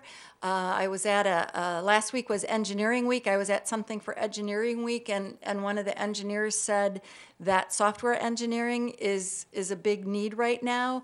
And so we're looking at software engineering, specifically that was for the Engineering Academy, but looking at how can we again put in a sequence or a series of courses, or what does that look like starting at elementary through middle school and into high school. So you'll be hearing more about that as we go into the future and kind of see what that looks like. Another area we've been talking about is financial literacy, has come up many different times. There's a big push by the state. In fact, there's been reports put out by the Department of Financial, or DFI, institutions, sorry, I don't remember off the top of my head what that stands for, but that 44% of the high schools in Wisconsin require some type of financial literacy. There have been new standards that have been set out, and again, we're doing things in our district, but we're just kind of looking at what does that look like and what fits for school district of Waukesha as we try to get more students financially literate. Would like to thank Karen and Bill, who's not here, for helping out. We have our 9th annual Financial Fitness 101 event coming up on March 20th, where we bring about 350 to 400 students through. And I call it the game of life on steroids, but they have to choose their career that's realistic for them, find the corresponding salary, education, et cetera, and then be able to make decisions, be able to budget, and see if they can pay bills for a month based on, we figure them to be about 10 to 12 years out of high school, varying marital statuses and children, which are randomly assigned to them, and then based on those things, can they budget for a month? And it's very eye-opening for them, and we have a lot of fun with that. So thank you to those of you who help us out with that. So those are kind of topics going on in career and technical education, and if you have any comments or thoughts or suggestions, I'd love to hear them. Ms. Ranchek? Thank you. Thank you, Amy. That is a lot. So I know, sorry, it is a lot in a short amount of time, and I probably should have paused at different places, but I thought we'll just get through That's it okay. first. I wrote a lot down, so I will start with one of the last things that you had was like, who am I, strengths and weaknesses, where am I going to go with that? That sounds a lot like My Life, My Plan, which I'm a huge fan of, but that was just kind of one day for a certain amount of kids. Is it going to be like that for all of them? Is it one day where all students in a grade will do that, or is it little each day in a class? How does that look? It will be continuous. Okay. And again, we're just starting to look at what framework do we have in place where that can fit in, and that might be a little bit different at the middle school versus the high school, but it will be a continuation where there is curriculum or lessons that are given to the students on a regular basis. So it's not a one day and out type of program at all. Okay, excellent. And then now I'm going back to the beginning. How do our students respond to the mentors and the business reps coming in? Did you say it's at their lunch hour? Yes. So do they want to be with their friends, or I just kind of shudder a little bit thinking that these business people have taken time out and they're kind of over here, and our kids are over here kind of messing around, and it's not a good time? Or is it interactive? Can you tell us about that? It's interactive, and they don't meet in the lunchroom. We have a separate room for them. Kids volunteered. They signed up for it. I think they were shy at first and not quite sure what to talk about with their mentors. And so it's been, we're doing this as a pilot, and we learned some things that we would change for the next time, and probably giving mentors a little bit more training on working with high school kids and kind of getting them out of their shell and getting them to talk. I think that was one of the biggest things. They said these kids don't talk. And so, we learned some things too, but gave them suggestions on how to meet with them. But I think the kids that have stuck with it and are interested in this have been very receptive. And we have a group next week or the week after who is going with their mentor out to tour the company that he works for and do some things that way. And so, yeah, it's been beneficial. Okay. And then on touring, the 1,300 students from Schools to Skills tours, is that the business, is it the Business Alliance that takes buses? Yes. Okay. Did the kids find a solution for that part that was jingling? Yes. They did? The one for hydrothermal? I thought you didn't know exactly what it was, but they were having trouble in their plant. Is that what you said? And then they had the kids try to problem solve? They were looking to be able to, it was something about securing one of their mechanisms or whatever they do, and I don't want to get it wrong. And I should have I have the Freeman article upstairs, but it was, as they do something to it, they needed to attach it to be able to work on it, like even attach it to this table or something, and the way that they were attaching it wasn't working, and so they were looking for a new design. And yes, they accepted one of the students' proposals. I have not heard if the prototype has been created, but they were moving forward with one of the proposals. Excellent. Yeah, it was very exciting. Cool. Thank you. Thanks. Dr. Lancho. Thank you, Amy, for this. This was really informative. I like the one-year follow-up study of the concentrators, and I know that was a year or so ago. But, and you got a pretty good response, really, 21%. Actually, they said that was not bad, Yeah. considering the number that they get from all schools. So that's really when they're 1 year out, and I know that it's harder to do, but I think that it would be real interesting to see, if it's doable, what a 5 year out would be, because people in their, when they're 19, maybe not quite 20, I mean, in many ways, they're still finding themselves, as much as we like to think, you know what you're doing now. And how, even 2 or 3 years out or 4 or 5 years out, it'd be real interesting to see how they end up, because when you look at 49% attend 4-year college, but it's related to their high school, when you say vocational program, do you mean really academic program? Their career area, their career interest. So a CTE concentrator is taking a series of courses that are building to their career pathway. Okay. And so that 40-some% is saying that they are still interested in that same career pathway. Okay, the first year out. Yes. But arguably, these would be freshmen in college, essentially. Yes. Yeah, okay. Yeah, Thank but you're right, it would be. And I know one school talked about, this has been a frustration, and I'm on a county committee, and we've talked about this ad litem, and they tried to do it through emails and through Facebook, and their response really wasn't any know it's better. hard. It Yep. is. Thank you. Okay. Just to follow up with Mrs. Langelo's question, are we going to have in here graduated? Is that going to be, I'm assuming, going to be for the concentrators? Because you have attending, but I would love to know how many graduate from these programs. Because I think that, for me, that's a very important measure. Because that's, we have quite a few students that go to colleges and vocational schools, but we don't really know if they ever complete them. That's this data right here a little bit. Is that what page is And that? again, a small portion, but the data showing that, and again, this is only attending. Right. But it kind of gives you an indication somewhat of the students who are who might leave a four-year institution and go to a two-year institution. WCTC will publicly state, and I believe it's the same for all technical colleges in the state, the largest percentage of their population are students who have either dropped out of a four-year institution or graduated and now are coming back to a two-year for maybe something along the same lines or different. Any students that declare interest in this early on in high school, they take courses at our high schools, right? All three or all four of our high schools? Okay. What percentage of these students graduate and go to work in these companies with that kind of background? Which students are you talking about specifically? The students that are... The dual enrollment students or the concentrator students? Both. Dual enrollment, again, 9 out of 11 have already been hired to go to work full-time. But the part of that is also a lot of them will be finishing their associate's degree as they're working. So I know the students who graduated last year are attending, have continued on in their education. So it could be a combination of both.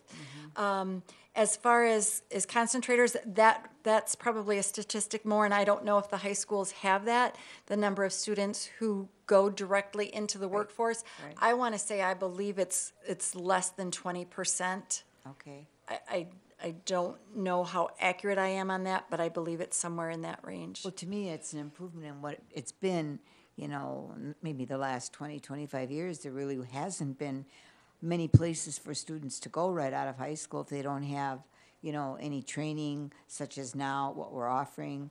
They just kind of take a job that they're not necessarily qualified for or interested in just to have some employment. But here we have some students that are actually prepared. And that's, to me, is the exciting part.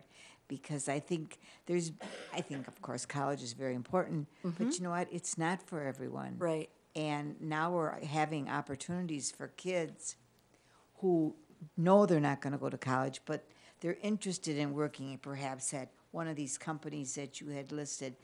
And now we're giving them an opportunity to learn,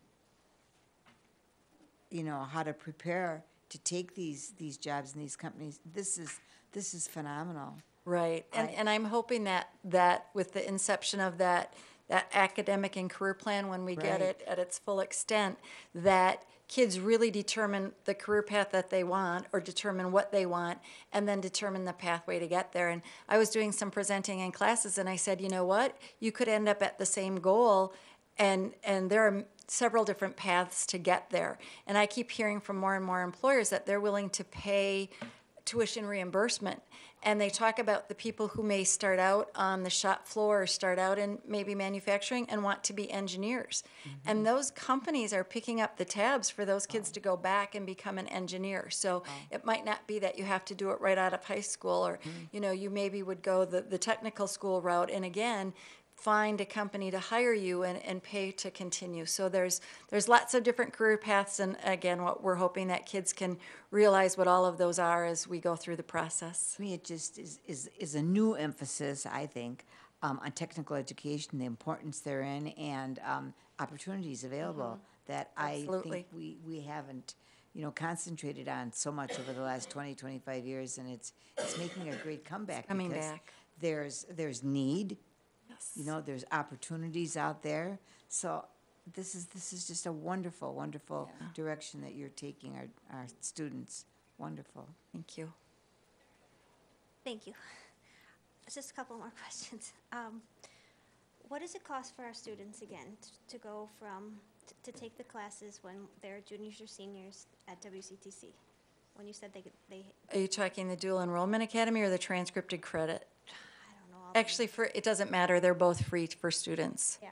Yes, and transcripted credit, there's no cost to the district, no cost to the students. It's an even wash because our students are getting their credits, but then we supply the teachers for those classes. And it's Okay. classes we have anyway, but we're teaching their competencies. So that's a cost neutral. It used to be we would write them a check and they would write us a check. Now it's all on paper, but that works out that way.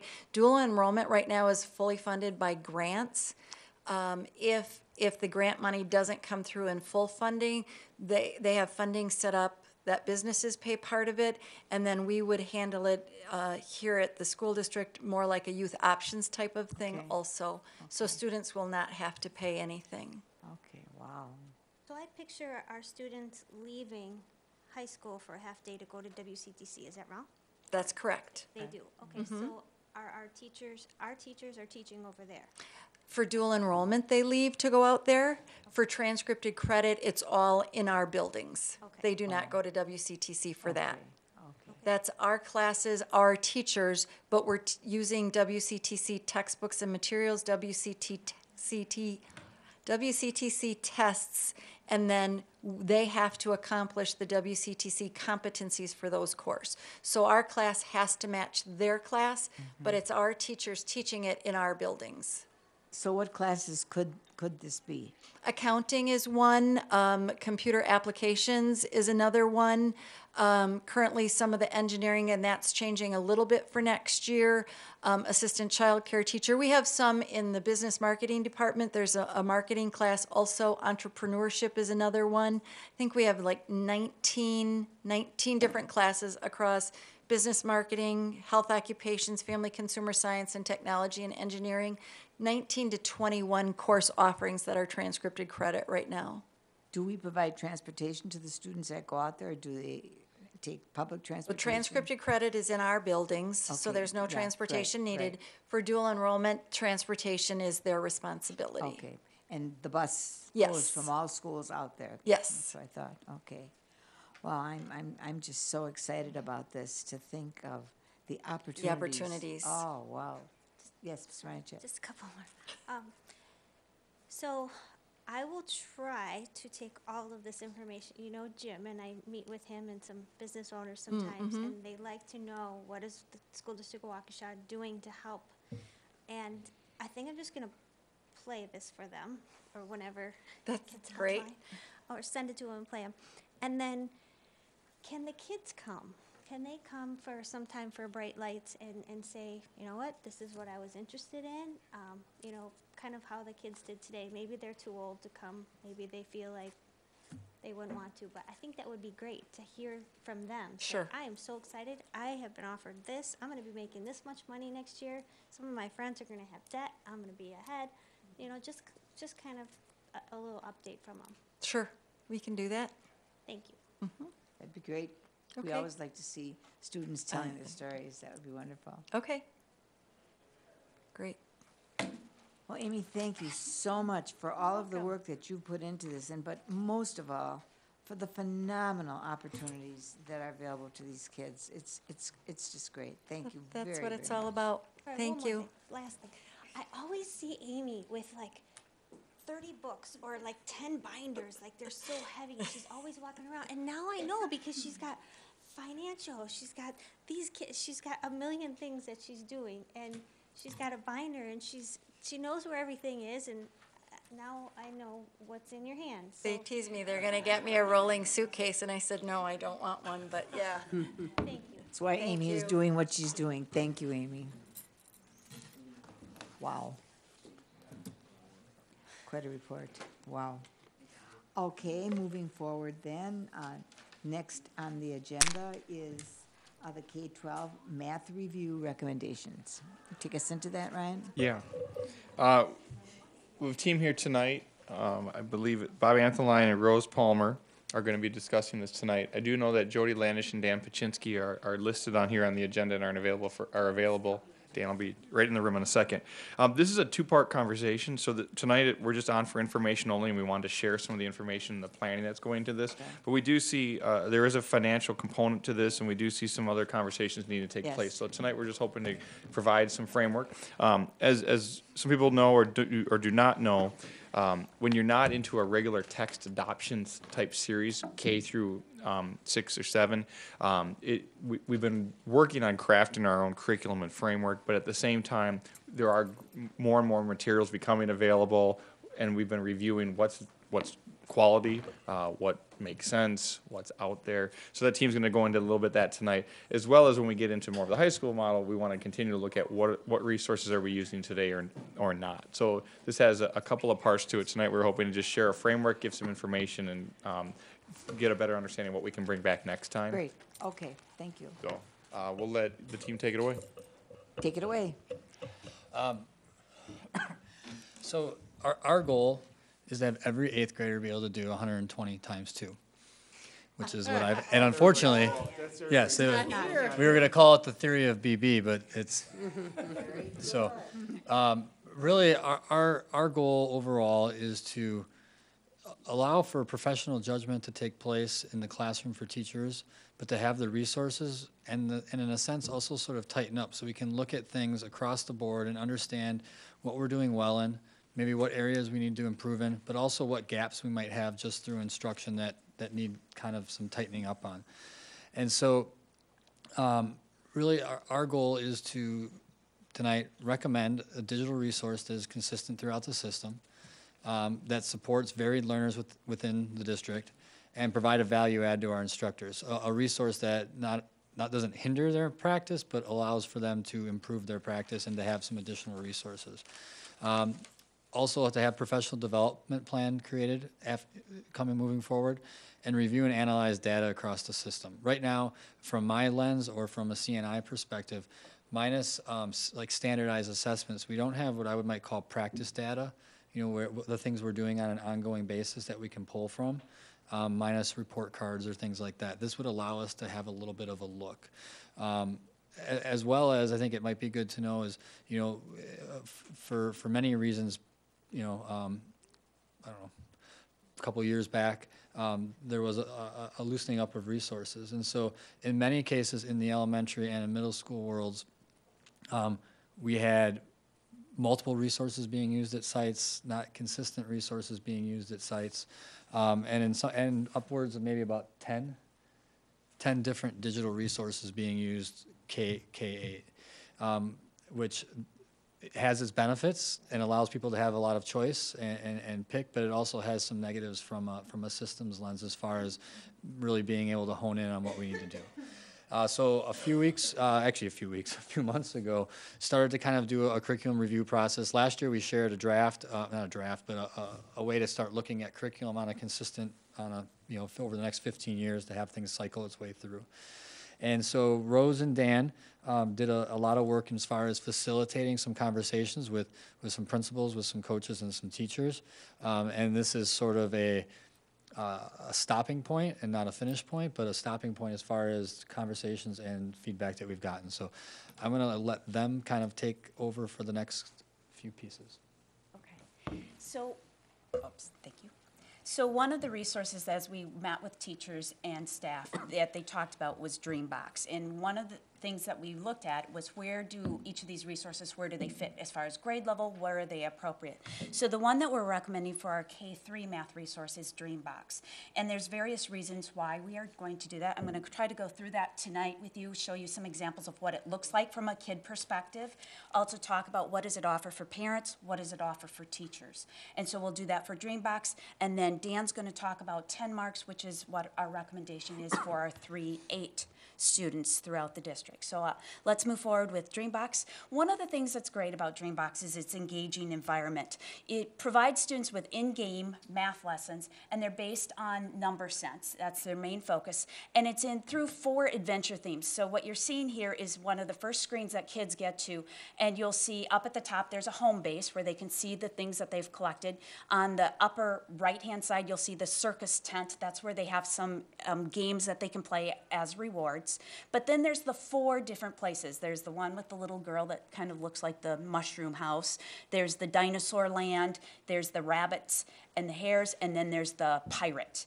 And so students can choose what adventure theme they want to go on, and they can vary throughout all 4. They do different things in those.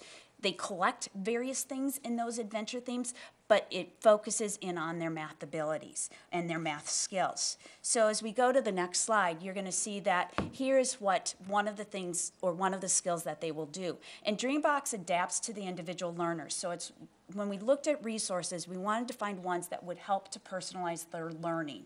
And Dreambox does that. So they will come to a lesson like this, which is about making this number. You'll see up at the top, there's what we call a bead rack or a rec and rec. And they have to build that number down below in the bigger box. And then they have to say what that number represents. And then they get to move forward. What's great about Dreambox that really was of interest for most of our teachers was, number one, you'll notice that there's not any words on this page. It's orally given to students. So for our English language learners, it's wonderful. They don't have to have that. The reading ability is not incorporated into this program. The other part is this one comes in Spanish. So when we look at our dual language students, they can have it verbally read to them in Spanish, and so therefore they have access to the same quality programs that our English language learners have. And so that's where we felt like it provided the access and equity that we really want for all of our students within the district. Rose, can I just ask a question? Yep. Go back. Yeah. What we're looking at is a kind of abacus. But they don't want to talk about what these things really are. They like to call them new names. Well, if you really go back to what an abacus is, Yeah. the way it's used is differently than a rec and rec or a bead rack, we call them. So the bead racks are based on understanding base 10 or having an idea of 10 as a benchmark. Right, And right. they also have, you'll notice that there's 5 red and 5 white, so that they also have a 5 reference. And so like verbally, they're told that the red is 10 and the white is 5. they discover that as they continue, you know, like when teachers do lessons in class, we have these bead racks available for there's a teacher model one of these as well Okay. as student models. So that's one of the things you want kids to be able to understand the base 5, you know, like so Right. if I look up there, I can automatically see the first row is 10, there's 3 more, it's 13. And so I'm starting to compose numbers and decompose numbers, and so I can see those patterns. So if there's 5 and 1 white, 5 red and 1 white, I know it's 6. I don't have to count each individual bead, because I can see there's 5 red, and I can base it from 5, and there's 1 more that equals 6. So they're already starting to get into their facts, knowing that, 5 plus 1 is 6, because of that visual model that's there. And so if you go back to an abacus, a lot of times their numbers and the beads overmet something a little bit I differently. don't mean to be illiterate in math, but if the red are 10? The red are 5. So there's Now- 5. now they're 5. No, they were 5. There's 5. 10 because I'm you sorry. Okay. What? They're each worth 1. I'm sorry. I didn't So the red are misunderstood. worth 5 So, now. but each bead is worth 1. But they color the 5 that are first, so they're red. So if there's 5 beads pushed over, I automatically know there's 5 because it's all 5 red. And they don't have to be red. They could be red and black. They could be red and white. But because of the 2 colors, I can start to see combinations, and 5 make 10. So if I have 5 red and 5 white, there's 10 altogether. If there's 5 red pushed over and 1 white, each one's worth 1, so there's 6, because I can see 5. I don't have to count the 5 red, because I know all the red are pushed over, that's 5. Plus 1 more equals 6. So why don't you just have all 5 white or all 6 white? I don't understand why you use. Why do you have 2 colors? Because if I have all the colors, if I'd push over 6 white, you'd have to go 1, 2, 3, 4, 5, 6, because you probably couldn't see the 2 parts that make it up. Never mind, just I'm go sorry. ahead. It doesn't make any sense to me. I thought you said that the red were worth a different value. No, they're 5. It's 5 red, 5, there's 5 red, 5 white. Together, they all equal 10. So they each count 1. The color is to signify that there's 5 there, and I don't have to count 5 each time, because I know there's 5 red. Okay, go right ahead. Is it kind of like a Roman numeral? Like once you cross it off in your mind, you know that's 5. Yeah, in a sense it is. Yeah. So Rose, in the top, what do you call them? Bead line or? bead The box? top row, yeah, The red and the White. white together are 10. right. Then you've separated them underneath there into 3 and 7, so that means. So what you do when you're teaching a lesson is I push them over, and so you ask kids, how many do you see? So the ones that are on, you know how there's a lighter blue and a darker blue? You ask, how many do you see off to your left? And what you're looking for kids to do is to be able to say, okay, I know the top row's 10. I see 3 more in the bottom row, so together that's 13. So they're putting those numbers together. If I'd push over more on the bottom row, I'd say, okay, there's 10 in the top row, because I know automatically there's 10 in that top row. They're all pushed over, and I could count, or I could see how many are over in that second row. So if there were 10 in the top row and 5 in the bottom, like all of the reds are pushed over, I'd automatically know that's 15. So it's helping kids to see the combinations that make up digits or the numerals.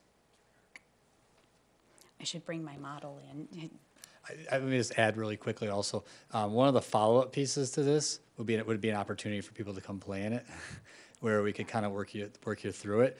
And if you're thinking of right off the top of my bat, some of the questions you're asking, one of the pieces by not having something consistent is we are not providing consistent PD. So there's a variance in understanding. So if we just take the conversation maybe we're having already on the first slide, and thinking, okay, this is one of the reasons why we're looking to try and make things a little bit more consistent. So we have to ensure we have the similar language and similar concepts being taught. What about this bead rack, the top and the one under it, is that ultimately to teach kids facts? What you're able to do here, Yes. in my mind, is you're able to teach 1s, 5s, and 10s. So you can teach all those pieces by the different colors. 1 at a time, 5 reds or 5 whites. So you're able to combine them that way. So it's not teaching them 5 and 4 and 9 or? Yes, it is. Yeah. It is. I was going to say, It's you can teach foundational. all of your facts this way. Our students are really good. We've had this now, these bead racks in place for probably 3 years, where teachers have had them. And students are really good about, I can show them very quickly push them over, I can have it hidden, show it to them, and then hide it again. I'll say, how many did you see? And they can say, I saw 8. How did you see that? I saw 5 red and 3 white, which now gets them to know 5 plus 3 equals 8. So it's really developing that conceptual visual piece of understanding their math facts by being able to do this. Now, you have some kids, when they first start learning math, they go 1, 2, 3, 4, 5, 6, 7, and they'll count all individual ones. As you continue to do this, you start saying, how many red ones are there? Oh, there's 5 red. So do I need to keep counting those 5? And eventually, as you keep exposing them to different groupings, they start saying, oh, there's 5 and 3 more.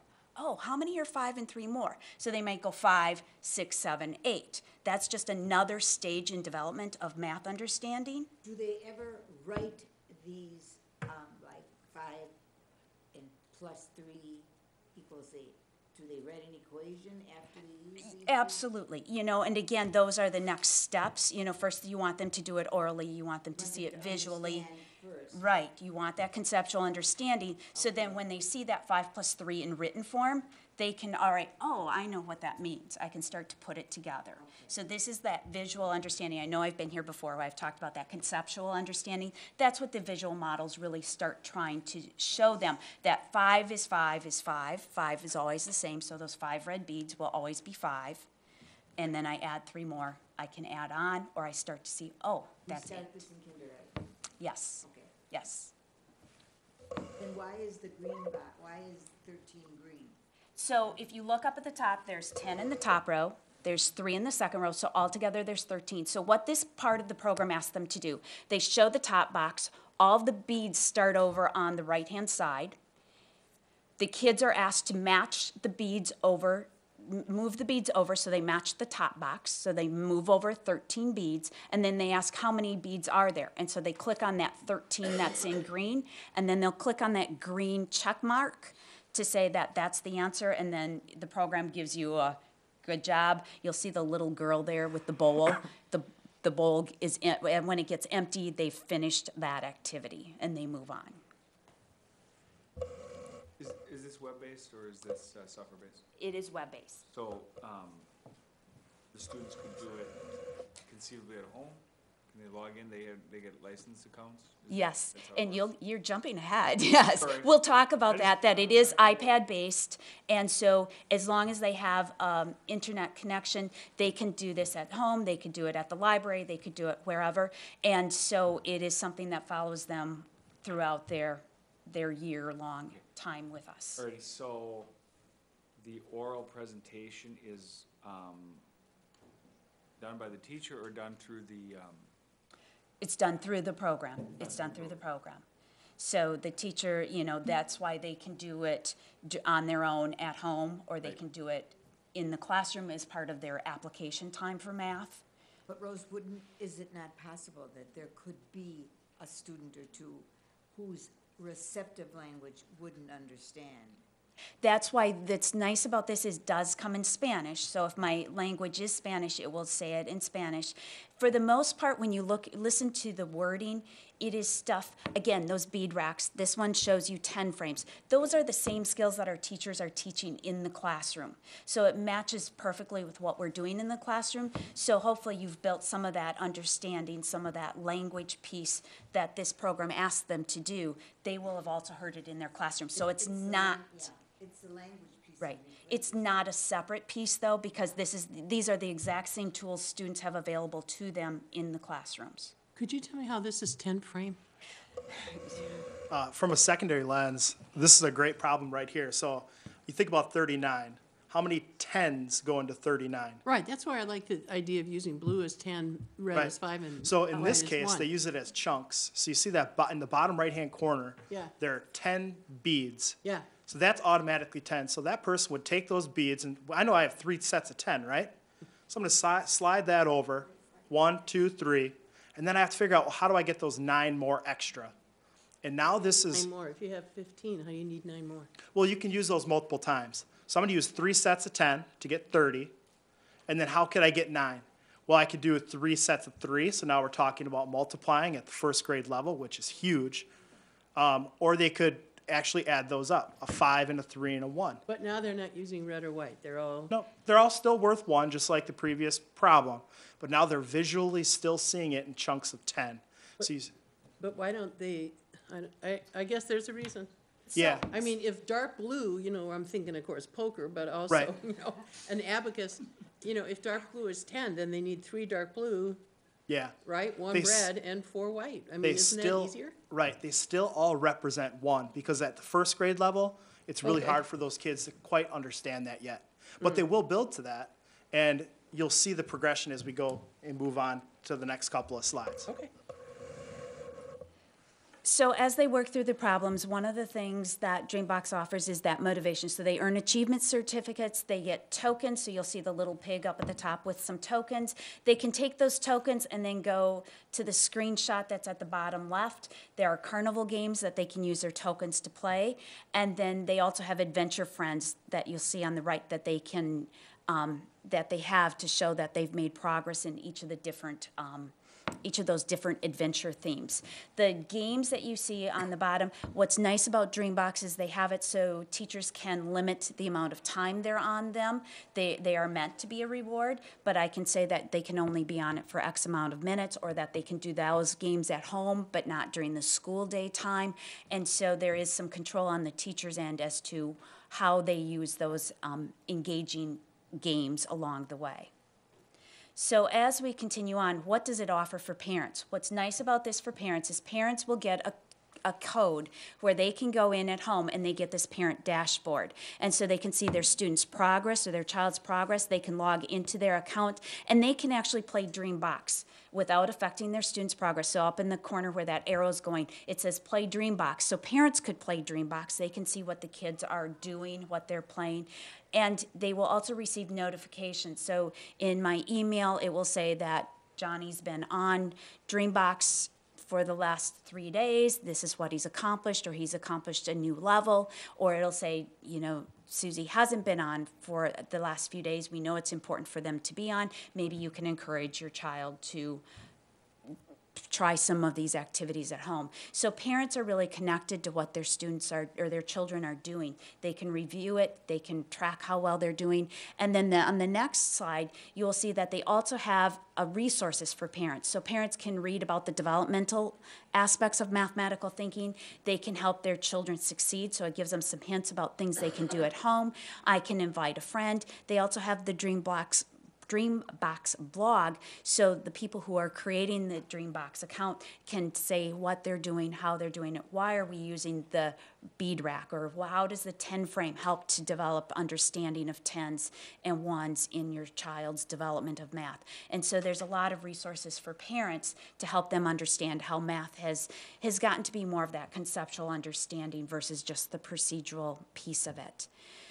Dreambox, along offering for parents, also has many things to offer for teachers. So as the teacher in a classroom that has Dreambox, I can go and get a report out of my students. So in the upper left-hand corner, you can see where they are at. I can see what grade level my students are on, so I can see if they're at a kindergarten or a first grade or a second grade level, how far they've progressed in each of the different domains.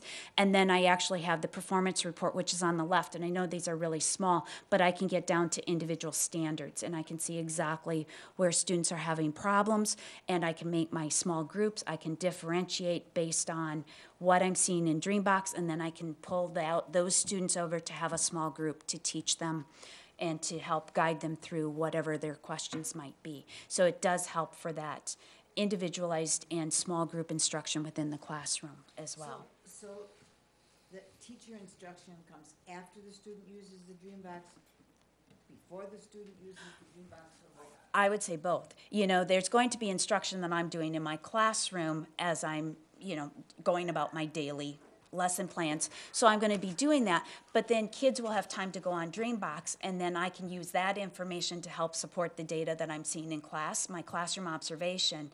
And so I can use both of them to help guide my next steps for students. What's nice too is I may be on teaching, starting to move into another topic, but kids are going to be able to continue to practice these developing skills, and so I can always see where they're at in both places, both in my classroom instruction as well as where they are in Dreambox. So the basic goal in what you've shown us is the teaching of addition facts. So if we continue on to the next slide, and it'll be in just one moment. So just so you know, that slide that Mary Jo just passed through is just saying that there is an iPad app. So kids will automatically, when we're one-to-one, all students will have the iPad available to them. But then when we start looking at what does it look like for a student, and so this is a first grade example. So these are the things that are covered in first grade. So they will talk about counting. So you'll see that bead rack. So they're going to build to 20, they're going to build to 50, and then build to 100. So those racks in those 10 frames will get to the different levels. So this one is about building to 20. If they're in kindergarten, it's going to be about building to 10, building to 5. So this is a first grade one, so remember. So we're talking about counting as one of the things that they'll be working on. We'll be working on comparisons and ordering. So here you'll see the skills that are included in this section. So identifying more and less, counting forwards and backwards, understanding about the hundreds chart, comparing, using those comparison symbols. So that is another section that Dreambox focuses in on. Another strategy that they'll look at is that adding and subtracting. So those other pieces lead into adding and subtracting. So it's all developmental. So they'll get into the doubling, making 10, doubling to 20, using that 10 as that landmark or that benchmark, and identifying number pairs or pairs that will make to add up to 15 or 20, and you can see that there. And then finally, another one that we don't have on as a slide, they also do they just get into basic place value understanding at this level of first grade. So these are the skills that are covered in first grade. But again, what's nice about this with our kindergarten or first grade. So if I am a first grader and I have all these skills that I just mentioned, I'm going to be able to move on to second grade skills. And so it doesn't hold any child to one level. It's going to build with where the students are at. Or if I'm a first grade student, but I'm still struggling with some of the concepts that might be considered a preliminary or prerequisite skill, it'll have me practice those prerequisite skills so I'm ready to move forward. So that is the Dreambox component of the whole recommendation. Can I just ask another question? How much does this program cost? We have it iPad ready, right? Yes, we have iPad ready. I didn't get all that, yeah. Yeah, it should be at the end, in the packet. It should be attached to the pages. It should be, Okay, if well, I not. left my packet at home. No, that's fine, yeah. Yeah, oh, okay, I do see it here. And we have purchased this and we're using it. There are schools that are using it within our district currently. Randall STEM uses it. I know that Rose Glen uses it. Rose Glen has it. There's various pieces. There's various buildings. Whittier is Okay, I using see it, that, I various see that. classrooms. So this has been one that has been used throughout our district. But again, as we were saying when we started this whole presentation, it was in this building or partly in that building, or maybe it was one grade level in this building. And so we're trying to build some of that consistency throughout, so that we can have those same resources and we can start looking at our data and saying, what does this have for an impact on our student learning? This is used in place of a textbook. It's used in place of, I would say, it's partly in place of a textbook. Our teachers do have stepping stones or Go, which is more of the traditional teacher end of things, understanding how to teach. They have resources to help them plan lessons. But what this does, what I look at this is our digital resources are a way for us to help to personalize learning for our students. You know, instead of teachers giving one worksheet for everybody and everybody's doing the same thing, by us providing these resources, whether it's Dreambox or 10 marks, a teacher can make in 10 marks in particular, I can give them an assignment. Students can complete the assignment, and then it can differentiate from there, because depending upon how they answer, these programs then can say, oh, you're right on track, we're going to move you forward, or, oh, we're seeing some misconceptions, we're going to take you back to this to build this up so that you can move forward. And so what these programs allow our teachers to do is to really get to each kid's level, each individualized level, to know what they're doing, versus me just assigning one thing to everybody or me trying to find different resources to assign things. This allows the personalization to happen at a student level, but teachers have all of the reports, so then I can go back and look at my instruction and I can individualize my instruction based on what these programs are doing. I think our hope tonight was to kind of show you what it looks like per grade level pretty quickly. With the hope that you would want to engage in it later, because I mean, happy to answer any questions and go into it, but obviously there's quite a bit of detail that goes beyond just an informational item, and just want to make sure that if needed and as needed, there are opportunities to really kind of dig into it, which is what we did when we went through with the teachers and the leadership as we went through some of those pieces as well too. So we're trying to give you a snapshot of what would be probably a little bit deeper piece to get into if we needed to. So do we have accounts that you could give us that we could fool around with this thing? And that's what I have sandbox accounts that the companies have given us. And so in the next couple of weeks, I'm going to be starting to invite more elementary teachers and principals in, that I would love to invite you, that you could come in also, so we can go over some of those overview, as well as you can play, and that's what we had our group do one day, is we got to hear from the representatives, but then we came back a second day and our teachers and effectiveness coaches just played, became that student, and tried the different programs that we looked at. Well, could you just send us the logins? We could play at home. I can do 'cause that. we have, most of the board members have iPads. We could download the app. Yep. And Yes, send you all the we can directions. do that. entire, experience it like the student would experience it. Absolutely, Would be a we great- can do that. Great idea. What do you think, Barb? Yeah, I think it's a very good suggestion. But I also would like to come here and participate in some of that playing in the sandbox. I like to play in the sandbox. Sandbox too, but Yeah, well, it's, sometimes we play different places in the sandbox Well, to get a that- better we idea do of different the things in the sandbox and the rules sandbox. around it. Just Yeah. don't throw sand. Dr. Langell. I know it's not an action item, so forgive me for asking this again, but I'm seeing the word quote, and that's when I'm seeing the 183.5, although it's a little dark in here. I'm seeing then a couple pages back, investment details, and I'm seeing thank you very much.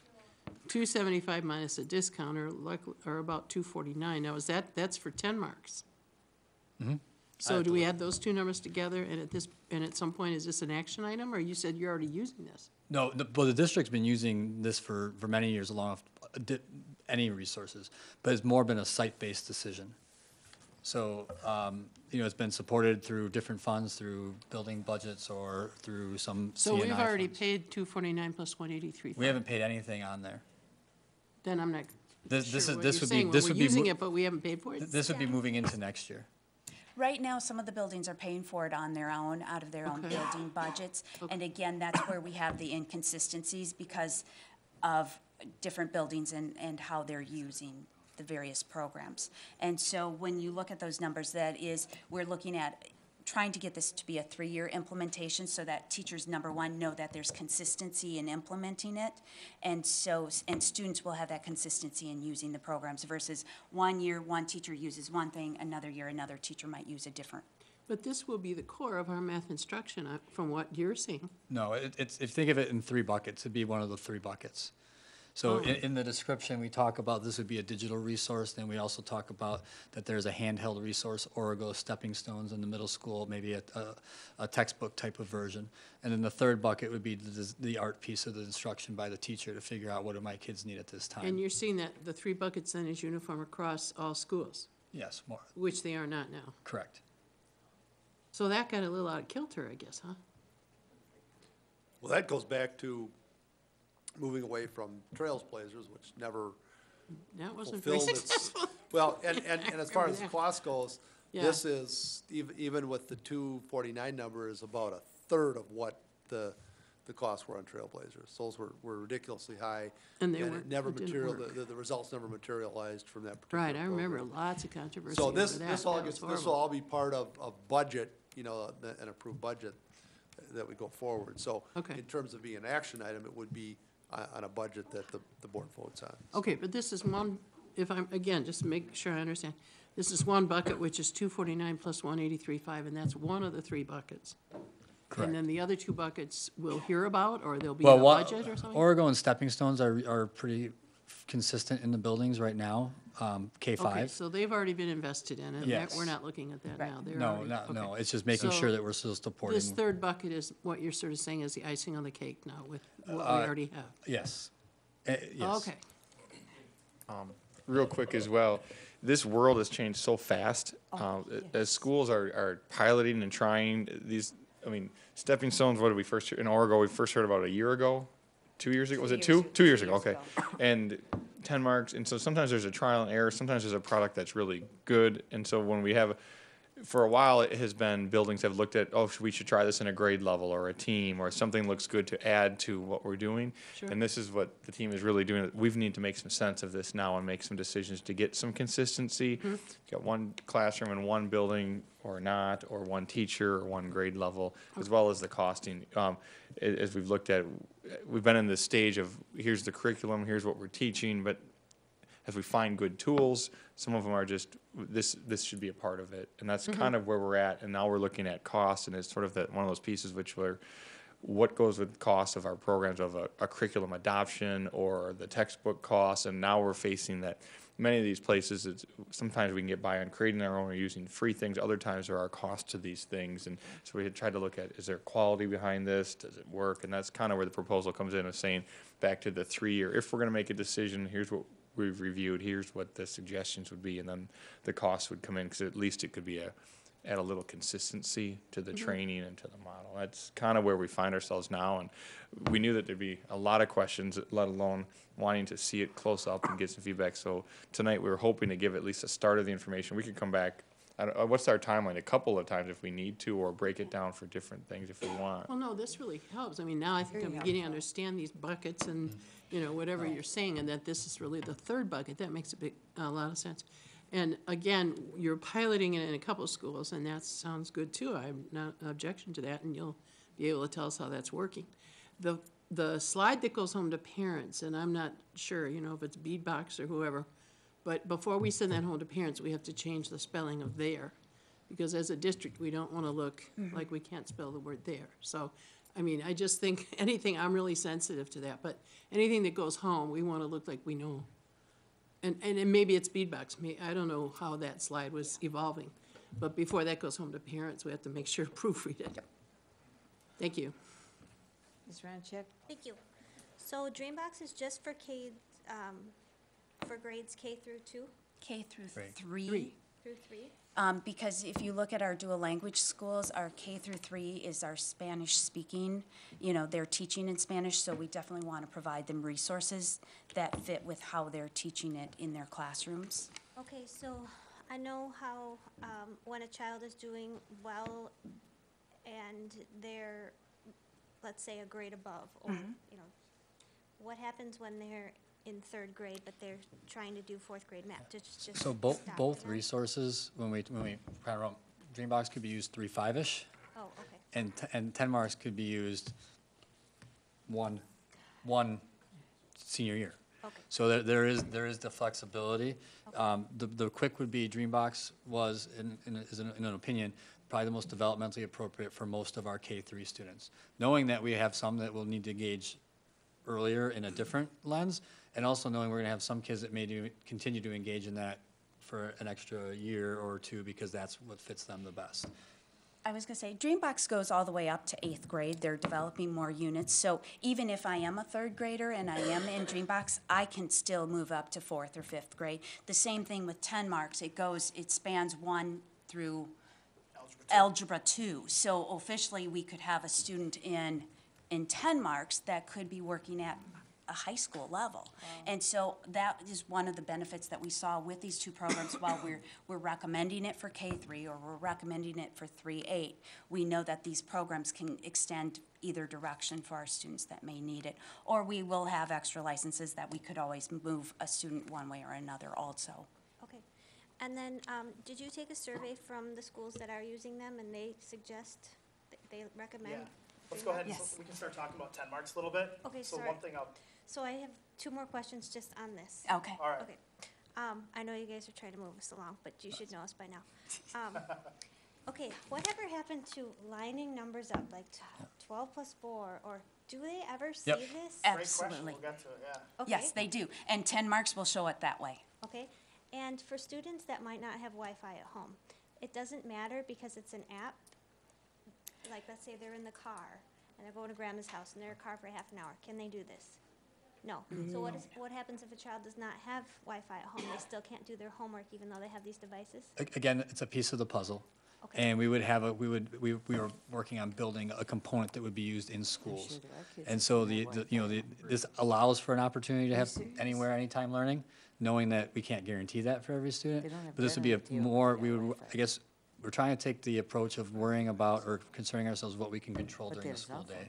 And how often we can get kids into it during the school day as a piece of the other components too. And when you said that the teacher can look at the standards and see what happens when our standards change, or let's say if they change from Common Core to something else? The nice thing about digital resources, and maybe frustrating for some, is that they're continually updated. Okay. So these are companies and organizations that have the manpower and the capabilities to adjust to whatever may come down our path. Plus, I would say, if you think about the things that we just talked about for the standards or what's covered with Dreambox, I could probably say 100%, those are going to be the same standards that we're going to expect all kindergarten students to know, or first grade students to know, no matter what standards we have. We're still going to want students to count. We're still going to want students to add. We still want students to compare. So even if the standards change somewhat, some of those are really our foundational standards that won't change no matter what we go with. There's still those basic pieces. It's just, these are activities that we're using to accomplish the learning of the standards. Correct. Correct? Looking at 10 marks, really, the great thing that you're gonna see is hopefully you see a progression as we move from the more visual Dreambox into 10 marks, which kind of bridges that gap. So we hope to get this resource out to all 3-8 teachers. So essentially having an overlap in grade 3. So all grade 3 students would not only have Dreambox, but they'd also have 10 marks.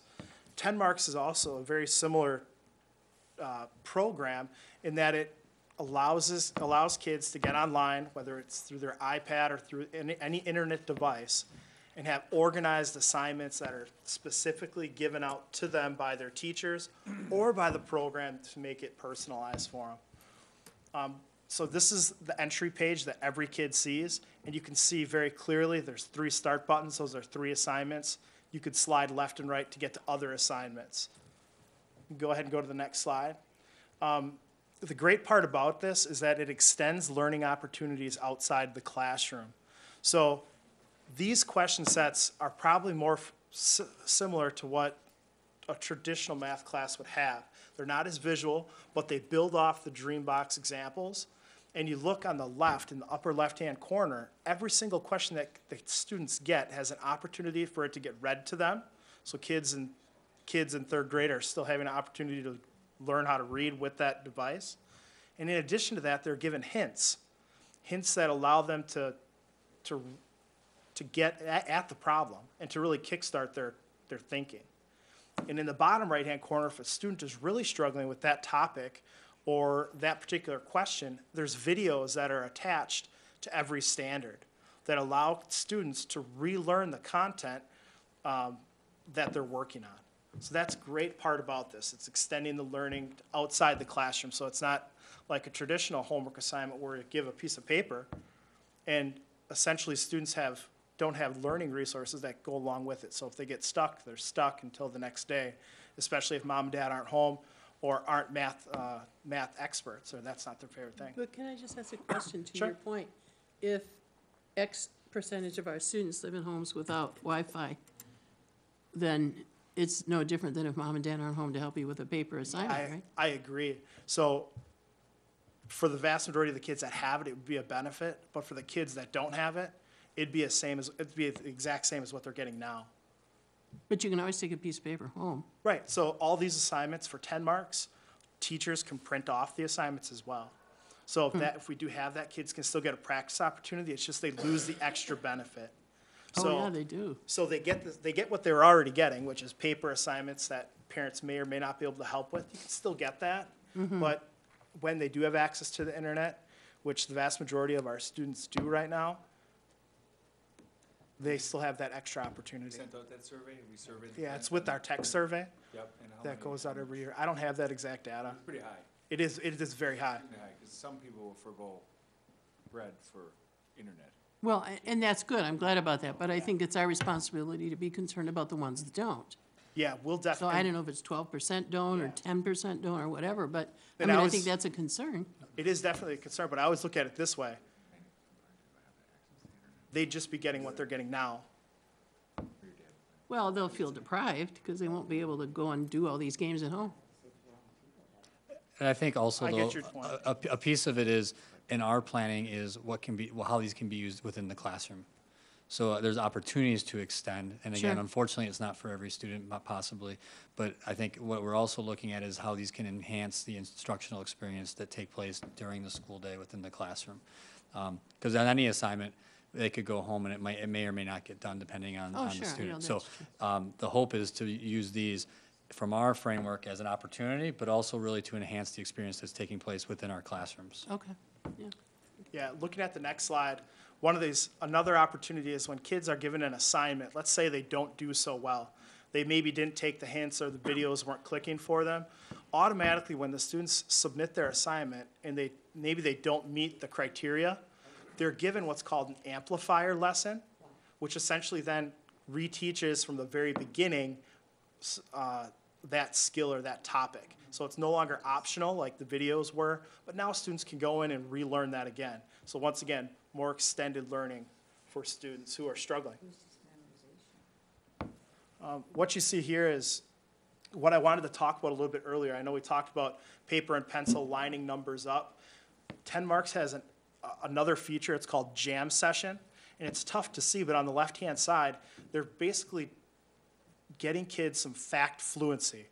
So getting them the rote memorization that they need to be able to work with numbers really, really well. And you can see in the upper right-hand corner, those are the skills for a 6th grade student, so they're very specific, so working with fractions, very, very traditionally. And so they give these two different modes. And if we go to the next slide, we're gonna see some more about that, or soon enough we will. We hope to engage more learners with doing their homework and we'll be able to check the data on that. One thing that 10 Marks has is they encourages kids to get certificates and move through the curriculum. So this is homework?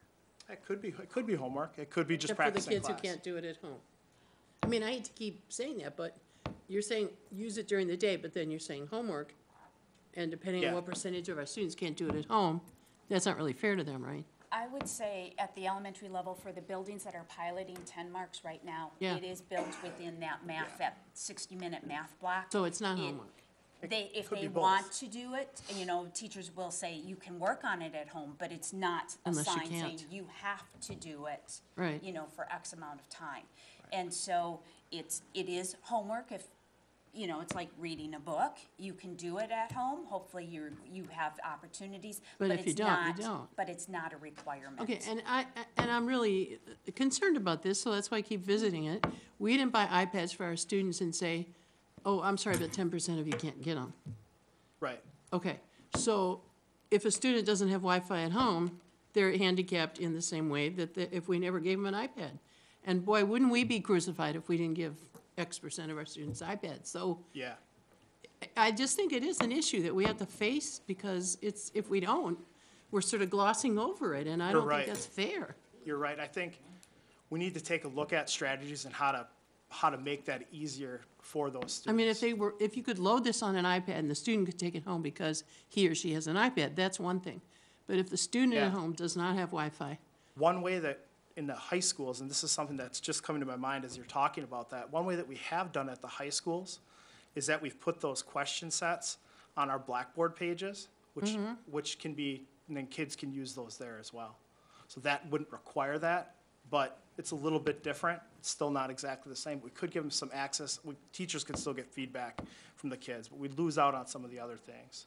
So, And if I can Interesting. just, like, so my fourth grader has this, and I'll say, when he comes home from school, do you have homework to do? And he'll say, I did it at school.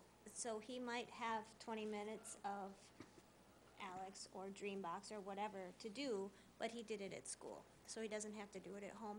So I don't know if that option is there for all of our kids, where they can get it done at school if they use their time, and if they don't, then they'll have to do it at home. But if the ones that know that you don't have Wi-Fi, they're going to have to work strategically and not mess around and make sure they're going to use class time appropriately. Kind of like if you had a worksheet, sometimes the kids would say, or, you know, something to do, oh, I did it at school. And then they wouldn't have to physically bring the books home. It's kind of like, Right, but I don't know that But very it's not young the same. children, you know, can plan, strategize a day like that. well, when we hear some of, I was writing down that girl's day, and I thought to myself, She's middle school, she's not kindergarten. she looked little. What? She was 6th grade, right? Right. Yeah. But, I mean, she's got a certain, you know, modicum of intelligence and experience from being the age she is, but I'm not so sure that all 5-year-olds could strategize a day like that. Right. But I'm not so sure that a kindergarten teacher would give an assignment like that either. Ryan?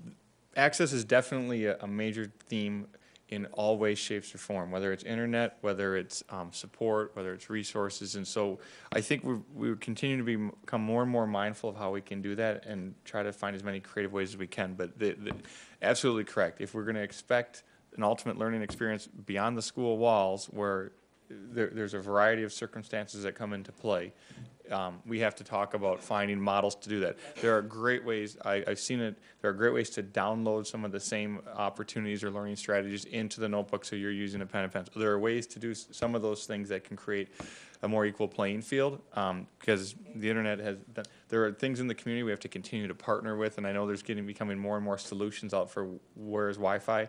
I mean, and I do know some districts are finding very unique and creative ways to handle this. There's actually a school district that parks their buses throughout the city that push Wi-Fi out through their school buses. There's just, I mean, all of those things are happening. That's in cities outside of Lexington, Kentucky, and other things that we're seeing. So it is an ongoing challenge that I know we don't face alone, but we do have to be mindful of, because we don't want to put a student in that position. Thank you. Yeah. Isn't there a hotspot app on a phone? There are hotspot apps on phones, and a lot of families, sometimes they might have that as a part of their cellular service plan or other things. So there's additional costs for that. We actually have portable hotspots that sometimes we can even lend out when we go to places that we've had different teachers use at different spots, field trips and other things that can go with and provide that service. So it's becoming more and more accessible, but there's still many places where it's not as accessible. And we're still trying to find how we can do that better. And I'm sure in a year, if we watched this video, it wouldn't even be a problem because something new will come out and we won't have to worry about it. I think a nice piece just to note too is a lot of the sites that are trying some of these things are not necessarily one-to-one either and are finding really good uses for them within the classroom. So there are opportunities that we need to make sure we can extend to all kids. But I was at an elementary school in a second and then a third grade classroom that was using 10 marks right now, and they are not one-to-one. And the students were creating ways to extend their time to engage in it because it's the opportunity that the student had.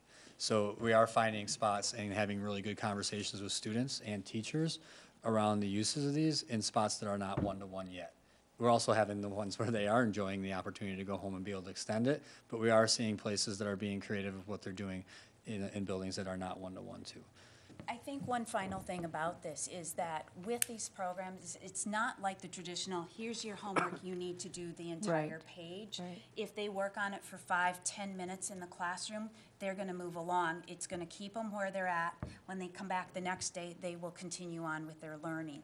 So it's not based on, you need to get this done because that's what I'm asking you to do for in the classroom or, within a you're going to have 10 minutes, I want you to get this far, we can set those up. But really, because it's so personalized for students, it's wherever they get is what's right for them. And the next time it's going to pick it up where they left off.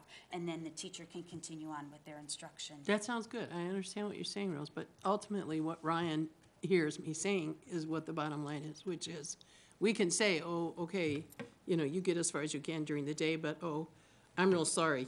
You can't accelerate by working at home. I mean, that's really the message. So I understand what you're saying, but I still think the bottom line is we have to make this somehow accessible to everybody, or we're cheating some of our students. Absolutely. I would hope that we're not putting all of our eggs into a digital resource at home. I would hope that there's some projects that are going home and some some games that kids can play at home, because those are things we can do any place, anywhere. I agree. I don't So deny that. I'm just saying if this is a tool Yeah. that some of our students can use outside the classroom and some can't, we have to be aware of that. Yep. I mean, so everything you're saying is fine, but the bottom line still is it has to be accessible to all. Yeah, I think as we're having this conversation, some light bulbs are going off in my head of possible strategies on how to do that. Okay. I think about what extra stuff do the kids get from having the internet, and it's those videos and Yep. possibly those hints. And I know since we've been working with 10 Marks a lot, that's some of the resources. We could probably pull those videos and put them up on our Blackboard sites for kids to download permanently that won't take internet access. Granted, the download would have to happen at school, but that could be a possibility, though. So I Okay. appreciate you bringing that up, because we thought about it, but I didn't think about it deeply enough and how we can really fill that gap. Answer. Thank you. Yeah, no, thank you. Good thank you. answer. Good Um, answer. Looking at what's really nice, all parents that can get access to 10 Marks. It's really simple. They simply get this parent letter. They get a login, and they can track all of their kids' homework assignments from home or from the internet. They can check it out. It wouldn't be all homework assignments. I'm saying that wrongly, but their work, and check their students' progress on standards. Looking at the next slide, you can kind of see what it looks like for parents. So as they get in, you could see a summary of work on the left. And on the right-hand side, you could see what 10 Marks calls a report card. It obviously doesn't match up with our report card, but it shows them the skills on the left and then how many questions students got right. It also tells parents how many videos they've used for help and possibly how many hints. For teachers, they get a lot of the same feedback. The first thing is that it's a great way to utilize iPads. So there's a specific iPad app. You can actually see what it looks like there. It's a little bit different from the internet site, but it has all the functionality. Teachers don't need to worry about it not working. And students can download that 10 Marks app. Here's a curriculum page for teachers. So what's nice about 10 Marks is they actually, for a little bit of it, get to dictate or pick which standards kids are going to start off in. So it could be a supplemental resource to use with our curriculums. So what's also nice about that is when they get reports back, within 5 clicks, teachers can actually personalize assignments for students. And that makes it a lot more manageable for teachers and data-driven, which is something that we're trying to get more at in the math department. Here's another view for teachers. You can just see how they can see different things. So if a student is working in number systems, you get a very quick glance. They might have 2 out of 13 standards completed at proficiency levels. In the bottom right-hand corner, you can actually see those standards per student and what level they're at. You can very easily see the green check marks where kids are being proficient or doing very well, or the red dots where students need some extra help. The great additional benefit that we haven't really talked about is that 10 Marks offers the 10 Marks math program, where there are question sets that kids get help on, they're standards driven. But in addition to that, there's something called 10 Marks Teach. And it's essentially a teacher resource that teachers can use to help them plan lessons. And the great benefit that they have is that all the standards are aligned. So a teacher doesn't have to guess what standards a kid needs help on if they're struggling. So essentially, if you look in the upper left-hand corner, it says 4OA3, which is a standard that we use. If a kid is struggling, there are standards underneath that they can assign or they can work on with students. And what's really nice is it also gives some resources that helps teachers understand the typical problems kids have with student misconceptions on the right. And it also allows kids that are flying to get some extended understanding opportunities or extension. So remediation and extension are both supported by the program.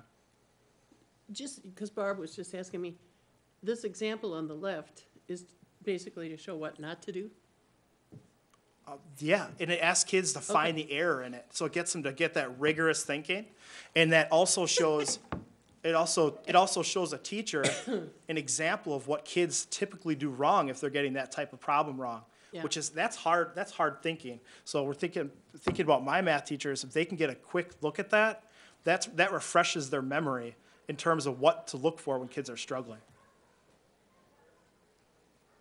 Okay. Okay. What does it look like for fourth graders? So you saw what first grade questions look like. Here's a connection I want you to see. On the left-hand side, you get the typical questions that are sent out through 10 Marks. Very rich with reading, comparison, pretty rigorous questions, something that we're continuing to try to improve in secondary math and in elementary math as well. And then on the right-hand side, you see questions from the jam session. And those look very familiar, don't they? Because jam sessions are trying to drill kids with fact fluency and get them to understand how to do their numbers very, the traditional way. So there's a connection between those two. On the left, more conceptual, and on the right, more skill-driven. Next slide. You see the same thing here as we talk about visual models, and on the left, I try to think about this. It says, follow the array model. And that shows the product of 2 factors, and it asks you, what are the factors? Well, it's 4 on the left, and then you count the stars on the top, and I ask myself, why is that pertinent to a kid understanding that? And if you compare it to the problem on the right, this is a problem you see normally, right? There's 22 seats in a theater and 22 seats and 25 rows. How many seats are in a theater? Those 2 problems are essentially the same, but one gives a visual. So I like how 10 Marks gives both a standard type problem and a visual type problem as we try to transition in from conceptual into really that application piece. And what does it look like for an 8th grade student? So we just looked at a 4th grade student. This is now an 8th grade student. You see the application type problem on the left. What I like about it, it's not all multiple choice. So kids are given those statements. They have to pick which ones are true and false. On the right-hand side, once again, it's that fact fluency at that particular grade level that we know our kids need. More questions at application with great rigor for 8th grade students. In general, 10 Marks, we sent out a poll to our teachers, and many of them are using the pilot version, the premium version. And of all the teachers, 18 middle school teachers, 6th grade through 8th grade that were polled, 88% at this point agree that this is a valuable resource and they want it in their classrooms. It's pretty rare that you get that many teachers to agree that it's something so valuable. And I'm excited about that. Can I just ask a sort of irrelevant question? Yeah, no, yes. I'll make it quick, though. I have National History Day on Saturday, and so I don't sleep all week. Are my eyes bad tonight, or are these just not very focused? They're Or not is it very just my- focused. So these are Oh, good. these are screenshots that we I- had to blow up. I'm having a hard time. And I the, keep wanting yeah, to and the focus. bigger they get, the Okay. less in focus they are. Thank you. That You're welcome. Makes me feel better. Any questions on 10 marks? Same junk. Wow.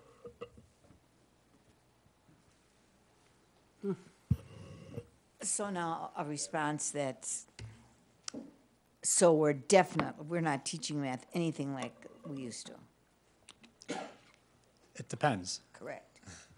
I think there are moments and there are times where there are foundational math pieces that are taught, but I also think there are ways that we need to engage our kids differently now. I see it with my own kids, in the way they go through it. So I think we have to do a little bit of both along the way, but I also know that our kids are being expected and asked to do things differently than I was. Well, I guess I've seen a test question where, a student has to calculate maybe a addition or multiplication problem, whatever, and then it'll say, show how, or explain how you got your answer. I guess I don't understand the value of that. Help me understand that. I can give you a really quick example. Dan might remember the name of the app. There's an app now that can take a picture of any math problem and tell you every single step. So there would be no need to do anything through the highest level of calculus or stats unless you can apply it. And so we look at the application piece as really being that mastery of understanding at a certain level. So if it's 2 + 2, well, how can the student apply that and explain their thinking? Or if it's, I'm not a calc guy, so I'd pass that to Dan or a stats, but if there's a stats question, can they explain and apply it to something? And while, it's not necessarily needed in every realm that they may move into and when they leave our system, the ability to apply and create with the learning that they've done, I think, is a huge piece that we need to continue to grow. Thank you. Mr. McCaffrey? Is the money coming for this? Is this on the top? What budget is it coming out of? Well, curriculum, Ryan has got unlimited funds, so it just seems, no, we've managed to build that budget over the last, I think when I came here, there was just a few dollars in it. We've been able to build a budget that's more respective of a district that has 14,000 kids. So that is one of the things. I mean, at one point, we were budgeting somewhere in the range of 400,000 a year just for math adoption materials. So we're right in that ballpark. Dr. Lange? You started, Bob, and I appreciated that, by saying to absent Bill, we want our students to be able to do 2 times 120 in their heads. So could you go back 2 slides? Yeah. Or anyway, back to the theater seat question? Yeah. Because it seems to me, yeah. Do we then, or does, whatever this is, 10 marks, say, because we're not using red and blue stars here, so we're expecting them to count 8 gold stars. But Right. down here, do we teach our students then that you just take 10 times 250 plus 250 is 500 plus 2 times 25 is 50? Do we teach them how to do that in their heads? Exactly, yeah. So that program is part of that? We're teaching them to do mental math then? I think the progression through both programs helps build to that. And both through using what you see are the standard question sets. Yeah. But in addition to those jam sessions where we're continuing to build that number and fact fluency, kids can just become a heck of a lot better at those types of questions. Both these, the question on the left is quite a bit simpler than the question on the right. Sure. But we definitely want them to be able to do things not only in their heads, but be comfortable with understanding that they know it's right.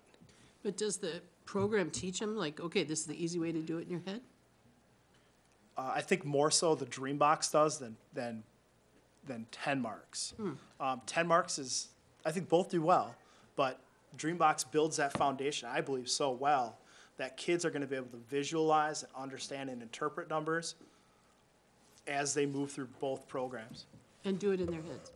I would say also a lot of our teachers are doing what's called number talks, which is I put up a problem like 24 times 22 in like our 4th, 5th grade, and I have kids solve it. They have to do it without any paper, pencil, so they're sitting in front of me in a group, and they're thinking through it. If they come up with an answer, they put up a finger and say, I have one strategy. Then they try to come up with another strategy and another one. And then kids share their strategies. So it's all mental math because I don't have any access to tools. I don't have access to pencil and paper.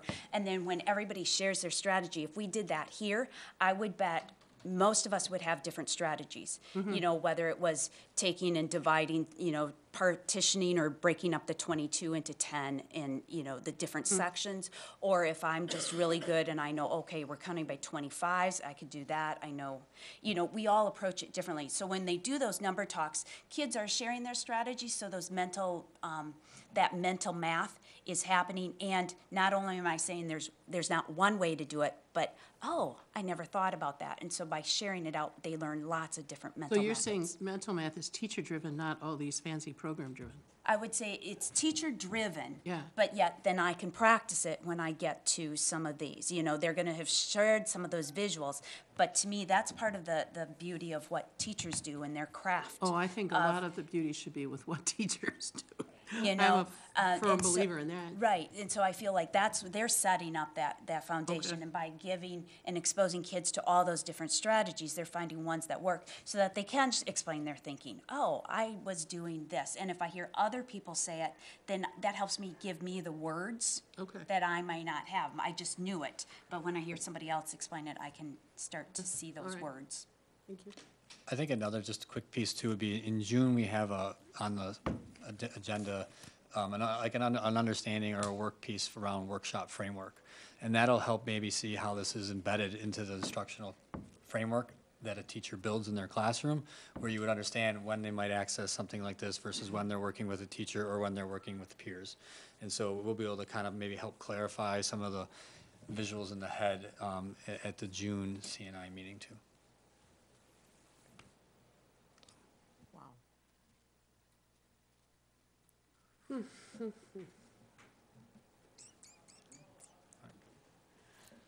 Thanks.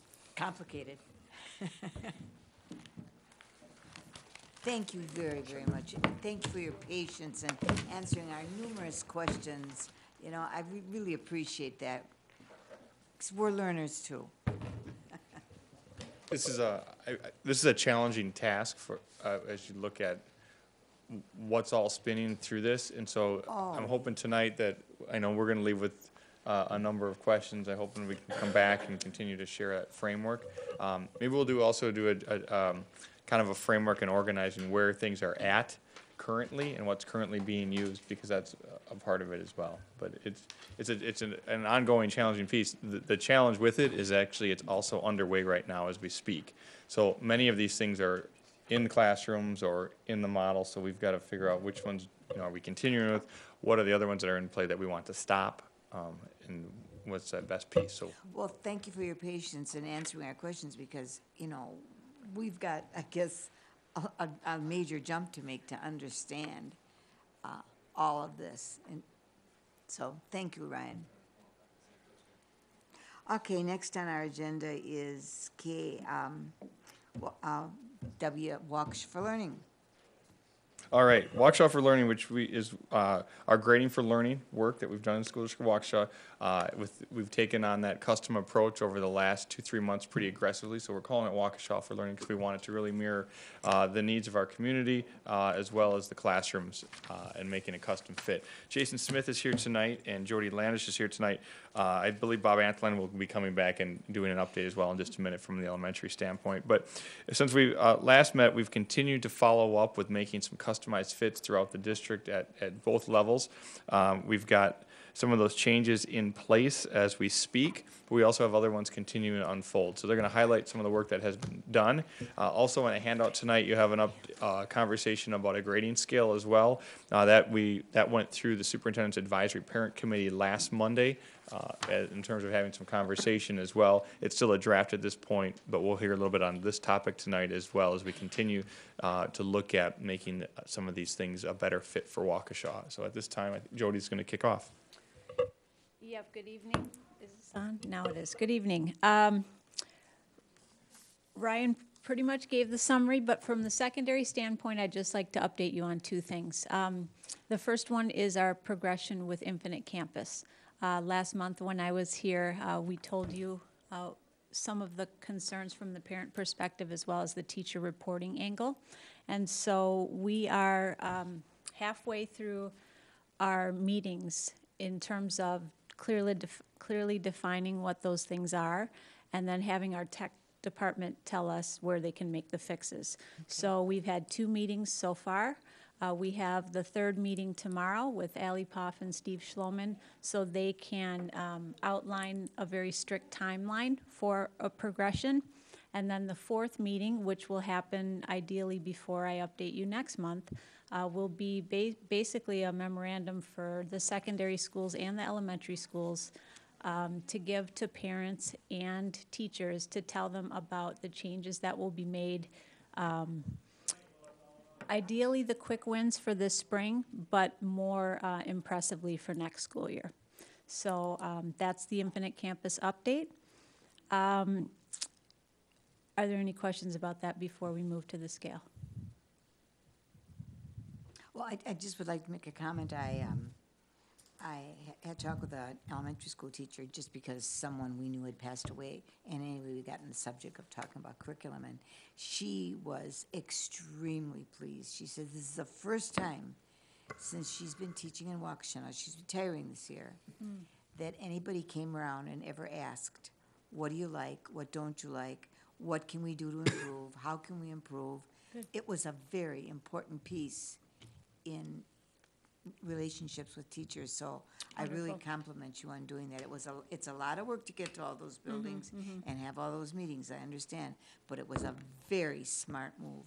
Good, thank you for that feedback. I would just like to, on the Infinite Campus piece, that is something that was not really a choice for us. We needed a student software system. We wanted one that had lots of different options for parents to look at grading things. So it has been complex to use. I think it's becoming simpler. I think with all these meetings that we've had with the teacher input and the parent input, it will become easier, simpler over time for parents to find out the information, especially when we're going to talk about the grading scale. I think that'll simplify some things as well. So. Good. So I'll work right into that then, and in front of you is the color-coded draft of the high school grading scale. What you need to know is, as Ryan prefaced, we have introduced this draft to the superintendent's parent advisory council. We have also the parent reps that we have for each site for the Waukesha for Learning parent group has seen a draft of this. We showed a draft today to all of our principals, teacher leaders at our ILT meeting. And then next week when we have, again, our monthly meeting with the Waukesha for Learning gurus, if you will, at each site, they will have their eyes on this too. So this, just basically in front of you, is pretty clearly indicated. The left-hand column reports out the letter grade, which eventually then parents would see at the reporting periods. The middle of the scale, where the words are, show the actual descriptors, and those are what teachers and kids will be working with on a daily basis from their rubrics and assessments and performance assessments. And then the 3rd and 4th column basically introduce what the GPA points are equivalent to. And then the last column is the advanced placement equivalency. And what was the parent feedback? Because it's different than... It was good. I mean, it was, honestly, very, very intense meeting, probably the most I bet it was. had. But in a good way. Right. There were a lot of really good questions, a lot of tough questions. I think from the conversations I had with parents afterwards, they came away knowing that this is a work in progress, but going in a very, very good direction. So that's the impression I got. We'll again talk about this this month with them again to see where they're at with some of these things, and we'll keep that going. But I appreciate Jody and Ryan did come and do a nice job of presenting the information and answering a lot of questions. And so I think it was helpful. And they were willing to accept that A Advanced 4.0 as a rare grade. I don't know if I would say rare. I think that what they're, what they're anxious to hear is that there's ability to reach that, and that their kids have the potential to reach that. I do want to say also that this is a scale that mimics what UW-Madison is using also. You're probably familiar with that already, Ellen. So, you know, to me, the parent feedback we've heard so far is that it's easy to understand and makes a clear pathway for student success, and that's what they want to see. So sure. And I think that, you know, the A, B, C scale was important to them, but I think the other piece of it had less to do with the scale and more of the ability for whatever the student work was, they could earn the top level grade. I mean, there was, I'll still call it a myth, that some work wasn't deserving of a 4, for example. Well, that was very disheartening to a lot of parents and very I'm sure demoralizing it to a lot of was. students.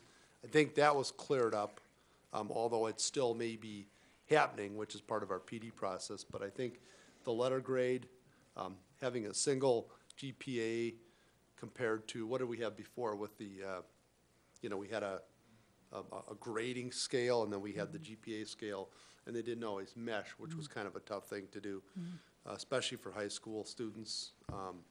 And so I think this really solved a lot of those problems. Except, Todd, that all school districts don't have this grading scale. So I think well, I know from a conversation that I was a part of on Sunday, that parents would like to have consistency from all schools. So kids that maybe come from Waukesha would have more 4 points because they aren't using the same grading system that we're using. And that's where the difference comes in, the difference of understanding, right? And I don't know how that would, you know, we'd be able to convince everyone to go to something like this. This, for secondary, you know, mimics post-secondary colleges and universities, and I think that's the advantage we have here. There's not great differences. I mean, I'm gonna go back to when I was in high school, which, again, was a different century, but. In Eisenhower years, yeah. You know, you had A, you had A minus, you had B plus, which is very similar to an AB situation. So, you know, it was, and the grade point numbers were actually very, very similar to that. So I think, I'm hoping parents will be able to recognize this and understand it much easier than the old. I just would like to make one more comment. They think, these people that I was having a conversation with, they had kids at Arrowhead, Homestead, Marquette University High School, okay?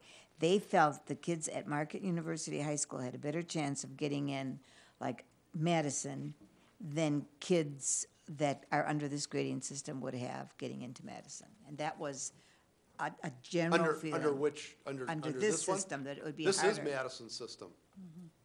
And the other piece to Madison is ACT score, you know, I mean, so. Right, I know ACT scores. I mean, if you have this scale and you have a 36 ACT, you're gonna get into Madison. Absolutely. But I think this is very similar to, I mean, hopefully Madison would recognize this very clearly, isn't that? Can I mean, just, this- because I did for 12 years the college guidance at a University Lake School, which is like a Marquette. Yes. And all the colleges in the country that were in any way competitive know the quality of that high school.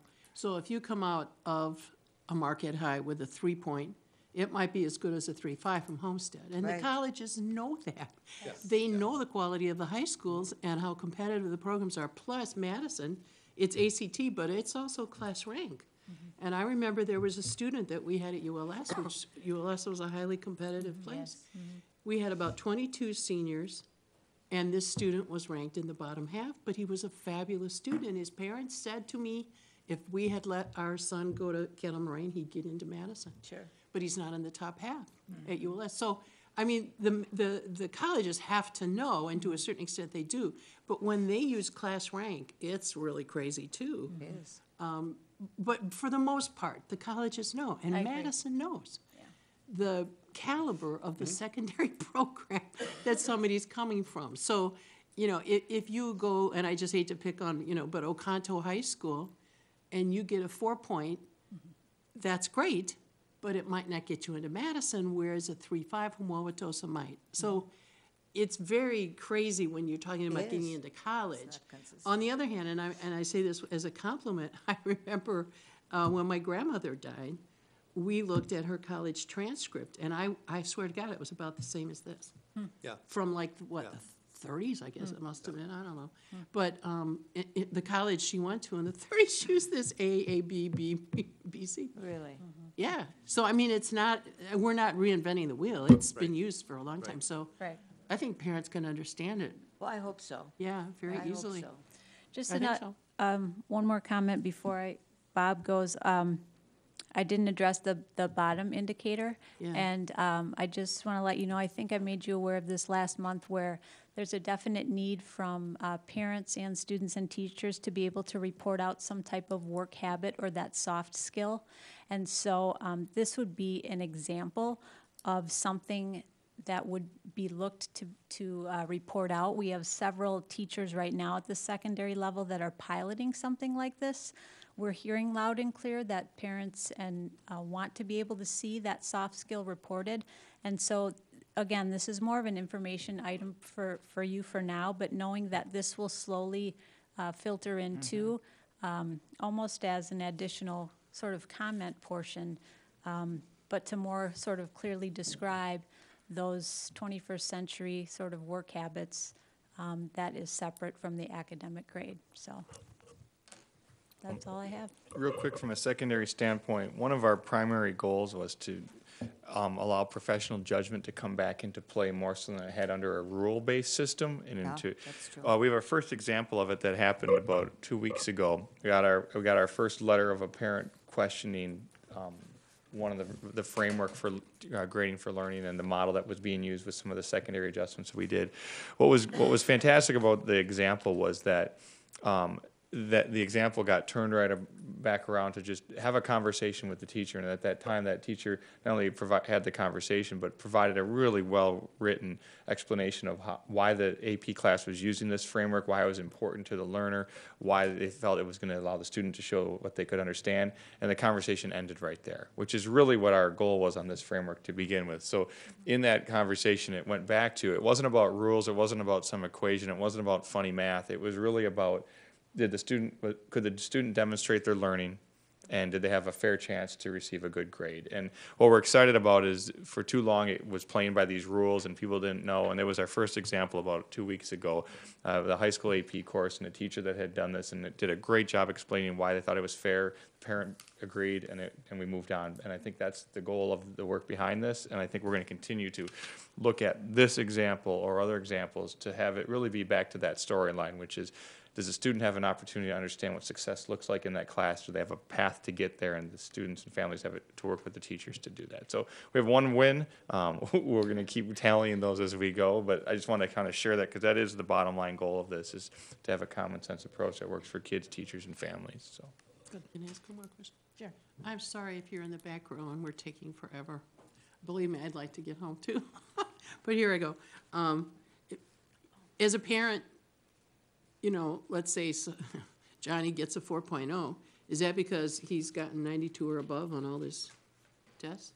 Do parents ask you that? The question still comes up. Yeah. It came up on, even in our parent advisory meeting, somebody said, well, what about the simplicity of just the points? And really what's coming up now is we're using the term of collect evidence of learning, or they can consistently demonstrate learning or have a consistent evidence of learning. And so that necessarily doesn't mean that they had this many points and this many past tests. It really shows that they've mastered the topics they need to show. And I know, but these are all words that... Right. Well, basically, basically, if we want to use the word that they passed the test, yeah, they showed that they could pass the exam, but they didn't have to do it 6 times in a row and receive this many points. They could have actually struggled for a little while and maybe not shown mastery, but on the last 3 or 4 tests, just, the students got it. So really, it's that question of a teacher so is using mastery getting what percentage right on a test? The test isn't about, really are not about points anymore. It's about, can the student demonstrate an understanding of this concept, or can the student, so I'm going to try to think of an example here. There's a science exam, and the standards that it's understanding is the student's ability to analyze graphs and classify whatever biology. So we'll talk about animals really. The student has demonstrated that it's no longer about multiple choice tests, and this one's worth 10, and this is worth 5, and this is worth 4. It's really about this is the standard that it's assessing, this is the standard that it's assessing, this is the standard these questions are assessing. And if they haven't, once it shows, yep, they've mastered the standard, and that correlates with if they can consistently do that, they're getting an A. And mastery is what percentage, right? Again, it's just about showing do they know it? Can they do it? And so mastery is not about, well, let's say that they're getting it. That's where it's always subjective. We've believed that 92% is mastery, where really what this conversation is about can you count on the student to know this material? Right now, at the assessment point in time, can the teacher say the student understands this concept? And that's recognizing that a learning process is going to occur throughout the course of the class or the 3-week unit of study or whatever that time might be. And that's the piece so if a student does a writing piece, for example, and there's in the writing piece, our high school teachers are talking about what standards are a part of that. Everything from organizing their thoughts and ideas to being able to lay out an argument to the piece. They'll look at the student, you could say, well, as they're going through this piece, at the end, if they can demonstrate mastery and their final piece looks like that, that can be an A or that can be evidence. It's not necessarily about points or doesn't say. I'm not talking about points. I'm talking about percentage of getting the answers right. I mean, even on box something or whatever, 10 marks, they said, okay, the student got 75%. Mm-hmm. So, I mean, even on something like that we just right. saw. My son's work last night, looking at the volume of a cylinder and finding volume. Mm-hmm. Doing a homework sheet, 10 problems. He doesn't have to get 9 out of 10 right. He can get 10 out of 10 right and still have a struggle with maybe understanding the concept, or he could get a few wrong, and eventually when it comes in, he's like, no, I got it. So really, teachers are still I look at that homework last night. I looked at it. Does he understand? Yep, we got 2 wrong. Does that mean he's a B, or does that mean he made a small error along the way with computation? But he knew how to do the equation. He knew how to solve the problem. So really, it's not as simple as just 8 out of 20, you're a B, when he could confidently describe the equation, could confidently tell you to the day's end about how to find the volume of this area, or find the volume of this cylinder and things like that. And that might work in grade school, but, you know. I just thought we did a grade that's school not example. preparing them for Madison or engineering school, where you go to engineering school and, oops, you know, I got only 80%, then, you know, you could get the bolts wrong on a bridge and it could collapse. I mean, I think that our whole system of education is based on getting things right a certain high that's percentage of the time. And that's where, and maybe I'm not doing the best job explaining it, but that's where it's what Grading for Learning is doing is, and Todd did this the other day to this. Our old model was collect whatever you wanted and add points in the system. The world we went into was understand the learning targets and help students demonstrate their understanding of it through assessment. And then we're trying to loosen it up. It's really like, but use your best judgment within that. So what it used to be was quizzes and points and a collection of projects and homework, and not necessarily assessing learning, not necessarily students demonstrating and understanding. Now the world that we're really working within is classes are all designed around what do we want our students to know and be able to do. And they have rubrics that define what that quality indicator would look like. And then there's assessments that assess that, and the assessments are pretty complex in that they know they're assessing this standard or this standard or this standard. And as the students are learning in the course, they're being assessed on that standard maybe 4 or 5 times throughout the course of the year, maybe 6 times depending. Now, this is where it gets into what is an A. If a student bombs the first 2 in the beginning of the year, but yet by the end they just got mastery, does that mean that they can't get an A because they didn't know it in the beginning of the year? But I mean, teachers can grade on improvement, that's fine, but Right. I'm just saying. Well, and that's a professional judgment piece. Well, it is, but then mastery is getting a certain percentage right. yeah, and that's where the teacher judgment comes in, because having teachers look at an assignment or assessment, they could have they could have an assignment sheet that has 25 problems on it, and 3 or 4 higher level thinking problems on it. Student masters the higher level thinking problems, but maybe had some errors in computation among the other things. But the teacher can look at that and say, this student hands down understands this concept and has applied it in some higher order thinking questions and could relay it to another area beyond just doing the computation, but so instead of just saying, nope, that's a B, you missed these 6 problems, it's, wow, they can make judgment and say, this student really gets it. They'll put feedback on it and say, you really got to tighten up a couple of your errors right here. I know you know this, and that's where it's not as simple as, is there still a general rule of like level of mastery? I would say there's still kind of a generic rule of kind of you got to be confident. It's that consistently showing evidence is the word that's used, but we haven't said it's got to be 90% because then that just turns into a point system. But I think for the most part, teachers are still kind of under the mindset of, yeah, that's kind of a general ballpark. And as soon as they're at the spot we said show evidence of understanding, kind of inconsistently, that's where we get into like, does the student really know this or not? And that's where some of the pieces go. So it's not as clear cut as it once was.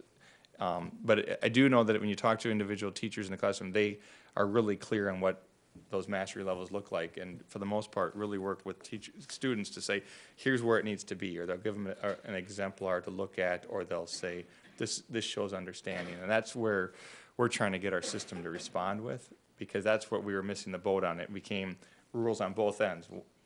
5 years ago, it was just points, and they necessarily didn't correlate with learning. We saw that with discrepancies in ACT and grades, and then it got to so tight that we were missing out that kids actually could demonstrate learning, but it was this, well, you didn't do it on this assessment or this rule, and now we're trying to find that medium, which is a teacher saying, I know you know this.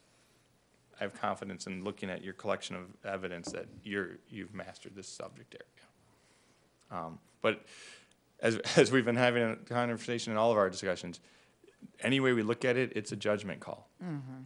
It's a judgment call on what that quality is, on what we're assessing, on how we're assessing it. So we're hoping that that judgment turns into a professional judgment piece that empowers the teacher to say, I need to see this maybe in another way, or this empowers the student to say, I've got this, here's how let me show you. And I think that's where we hope this fuels what we really want this to do, is the conversation between the student and the teacher to say, you know, you're almost there, or I need to see a little bit more, or a student saying, what else can I show that would show that I've demonstrated mastery. So I think if I could share an example, and this, again, going back to high school, had a classmate who was great at taking tests, getting points on tests, learning things by rote. National Honor Society had, you know, just the best grades in the whole world. Unfortunately, when he got to college, he wasn't exactly proficient, so he ended up putting the wrong bolts on the bridge. And, you know, multiple times, and of course, after a couple of false starts in college, it just didn't work out. And I look back at that and I realize that his goal was simply to get points, to get high percentages and not necessarily to learn things. Yeah. This focuses on proficiency.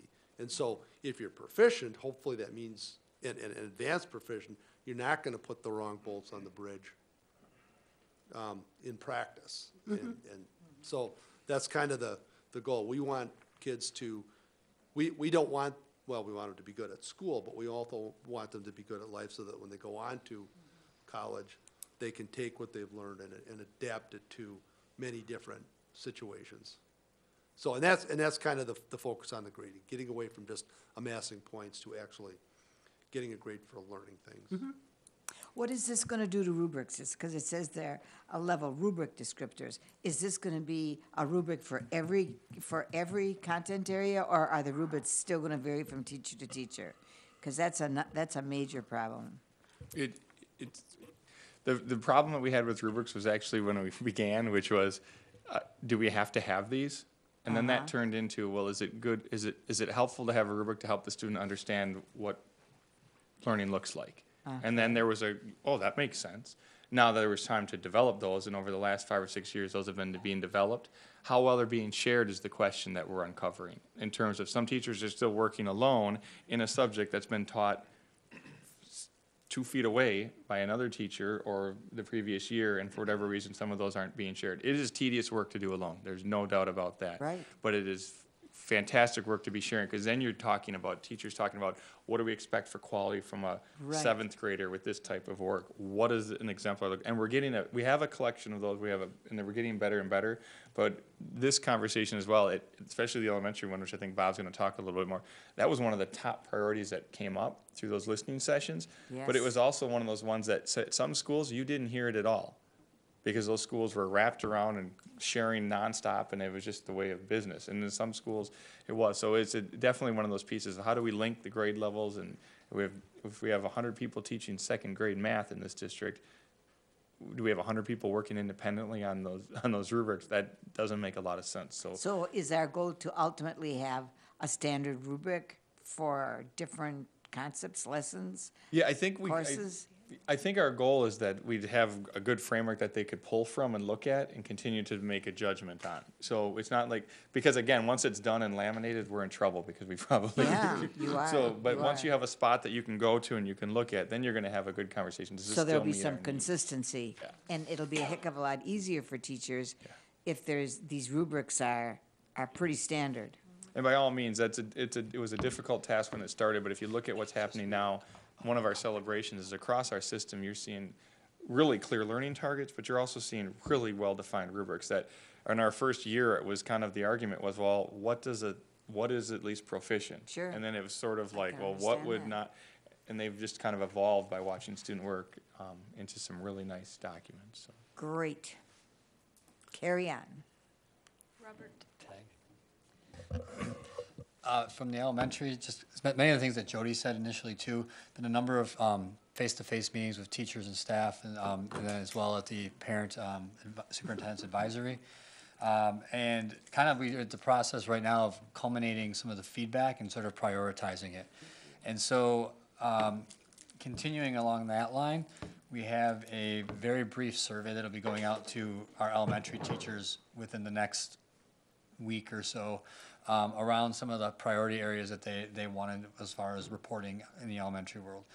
The biggest one, just to let you know, like the number one, and came up in almost every session, would be moving off of a 1, 2, 3, 4 and moving towards a descriptor of something as simple as not applicable yet, developing, or secure, and really moving back towards a continuum of learning for students, as opposed to having to judge and vary where we are on that scale.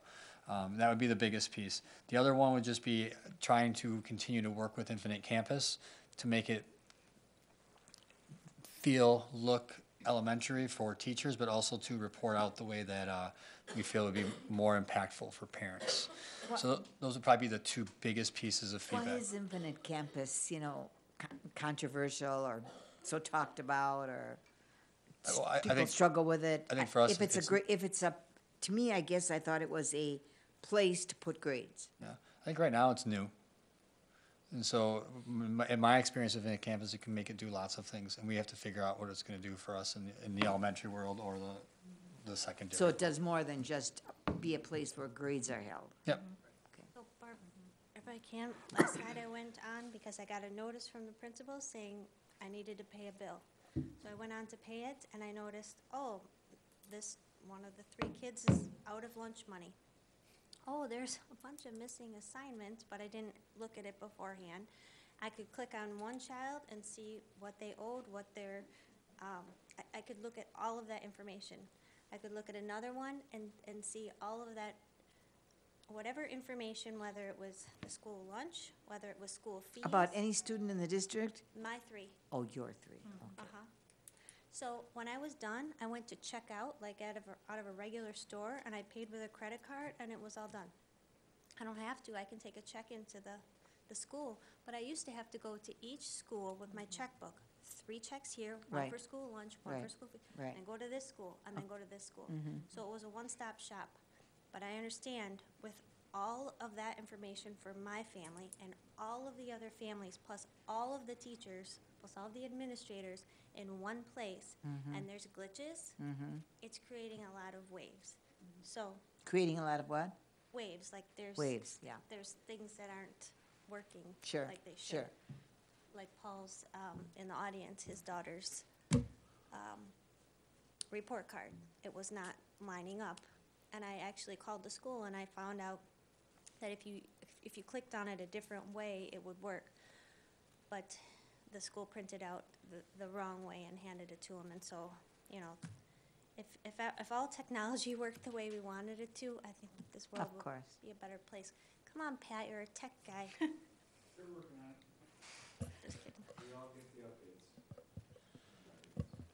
So I just, I mean, I think we've all dealt with a business that was going through a software transformation, and you know how tough that is. I mean, it is. And I talk to a lot of my counterparts, whether it's in Rotary or in other places, and and anyone who's made a major software transition will tell you it's a couple years nightmare sometimes. Yeah. Okay. Compared to other districts I've worked in, very smooth. Yeah. So this is a statewide system, Infinite It's one of the Campus? two. This one or Skyward, we had a choice. Skyward, The yeah. state dictated you get one or the other. Right. Now, again, Zangle didn't have anywhere near the capabilities this one had it, but Understand. the Zangle folks went bankrupt and there was no one to support it. So whether we could have used that or not, we just didn't have a choice. We had to move to something I new. understand, thank you. can I just say something? Yes. Okay, when you were talking about secure, developing, or not applicable, that reminds me of when I was in school. It was S for satisfactory, N for, what was that, not? Needs attention. Oh, needs improvement. I can tell you all, because I got all those. Or a I can tell U, you- and that I can was tell you how that one works. unsatisfactory? So we're going back to 20 years ago. I don't know if we're going back, we're revisiting it, we're trying to get back to a continuum of learning.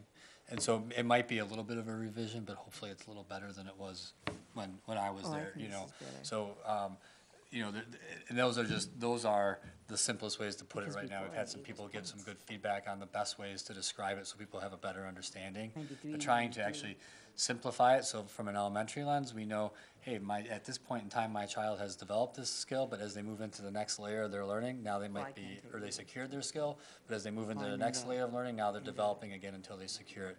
And trying to really get to that communication piece more often. So it's kind of like what Ellen said about her grandmother's report card. It's kind of this wheel of You should see my, where I should bring my report card from elementary school. maybe it's one of not them.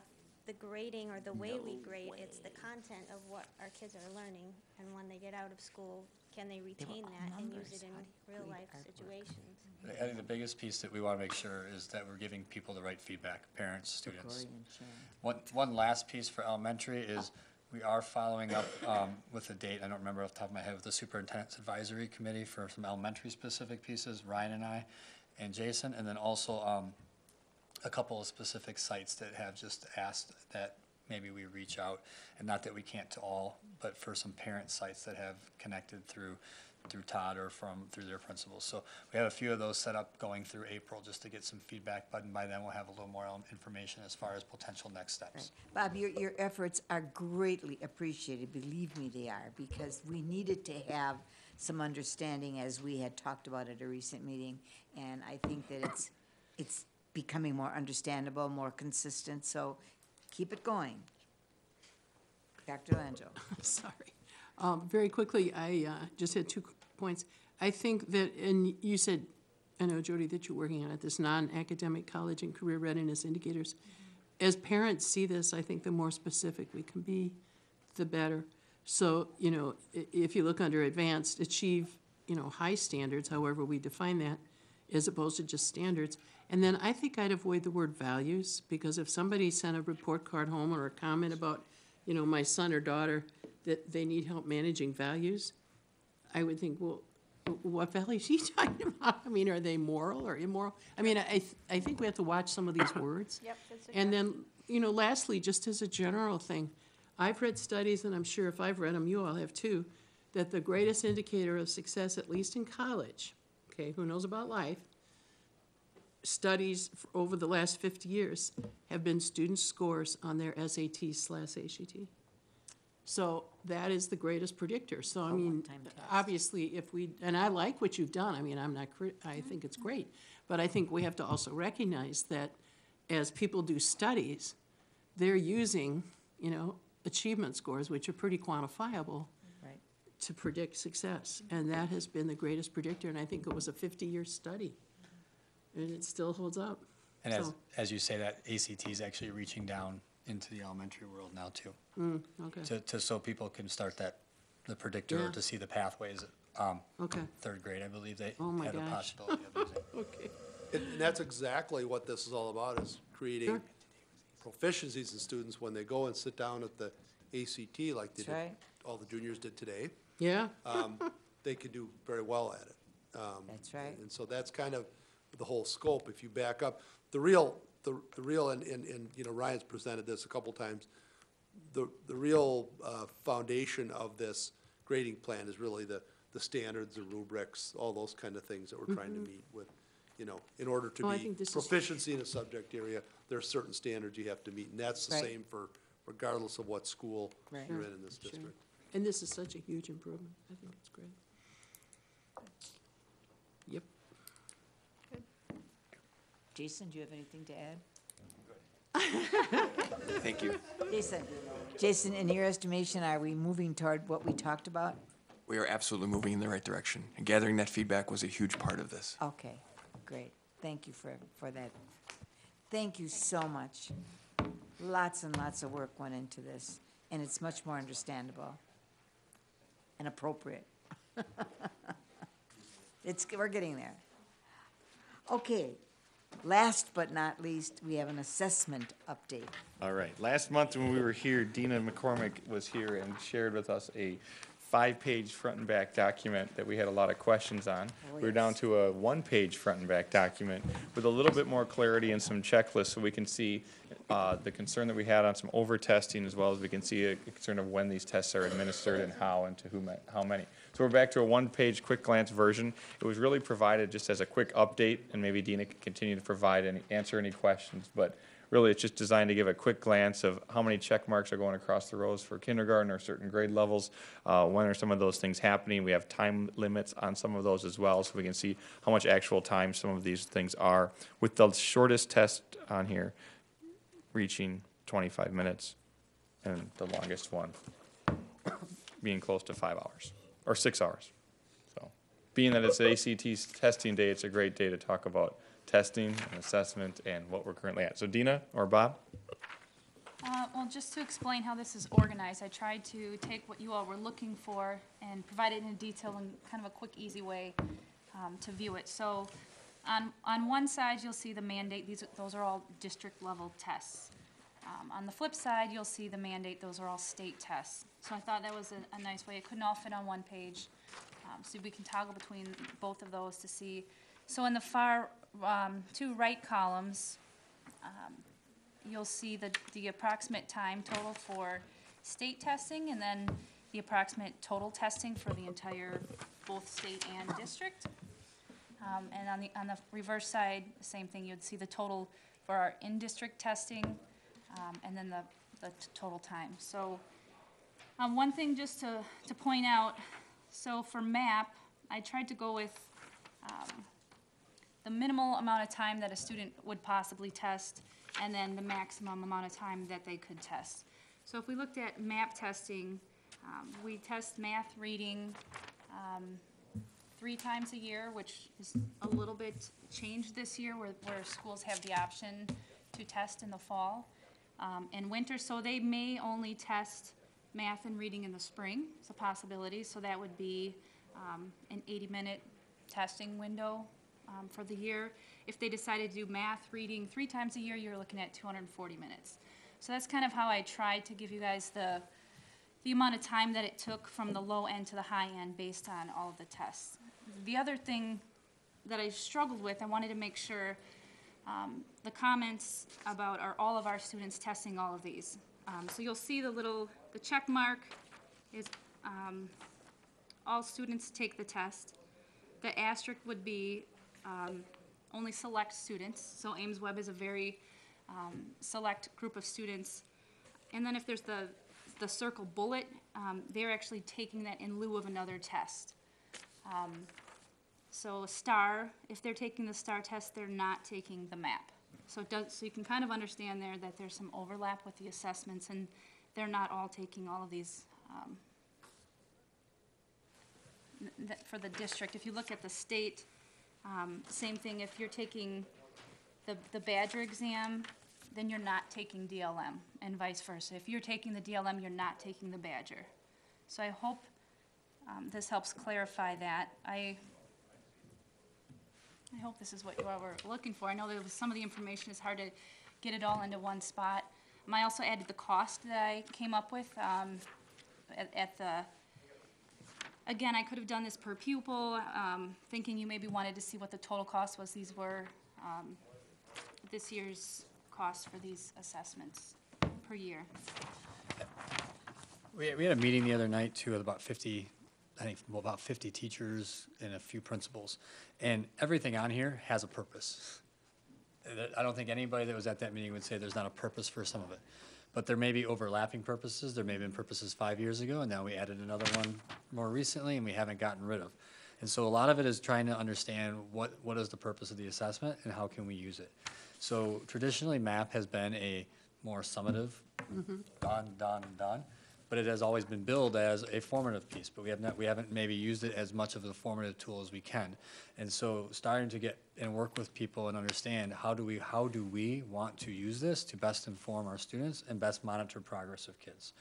And so we went through and we had all these actually listed out, and we had positives, questions or opportunities, and then pieces to build off of. And all of them had positives that people saw, and they also had questions around them and things they wanted to dig into.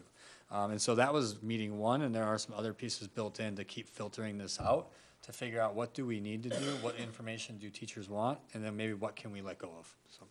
And the other thing that came out of that too that is helpful for me is what PD is missing. The whole MAP piece, it's clear that we haven't done the best job in explaining how this assessment can be used in a formative way. So to me that helps bring to light PDE needs. So that's something else that I'm working on through all of these. All right, let's look at, of course, kindergarten. Kindergarten, and it's a numeracy assessment math. It says 30 to 60 minutes. You mean it takes, one test takes a student either anywhere from 30 to 60 minutes? Is that what that means? Over the course of the year. Right. Over the course of the year, So divide by 3. It could be 10 to 20 minutes. Okay, so but not at one sitting? Correct, no. Because I would be astounded if we expected young children to sit that long and concentrate on something. And kind of similar to the gold, I'm assuming that the numeracy is the same sort of way along with running record. If those are done correctly, for sure at the PK level, students aren't actually sat down, they're not doing anything. It's teachers who are observing, and then they're going in and logging into the system to get results.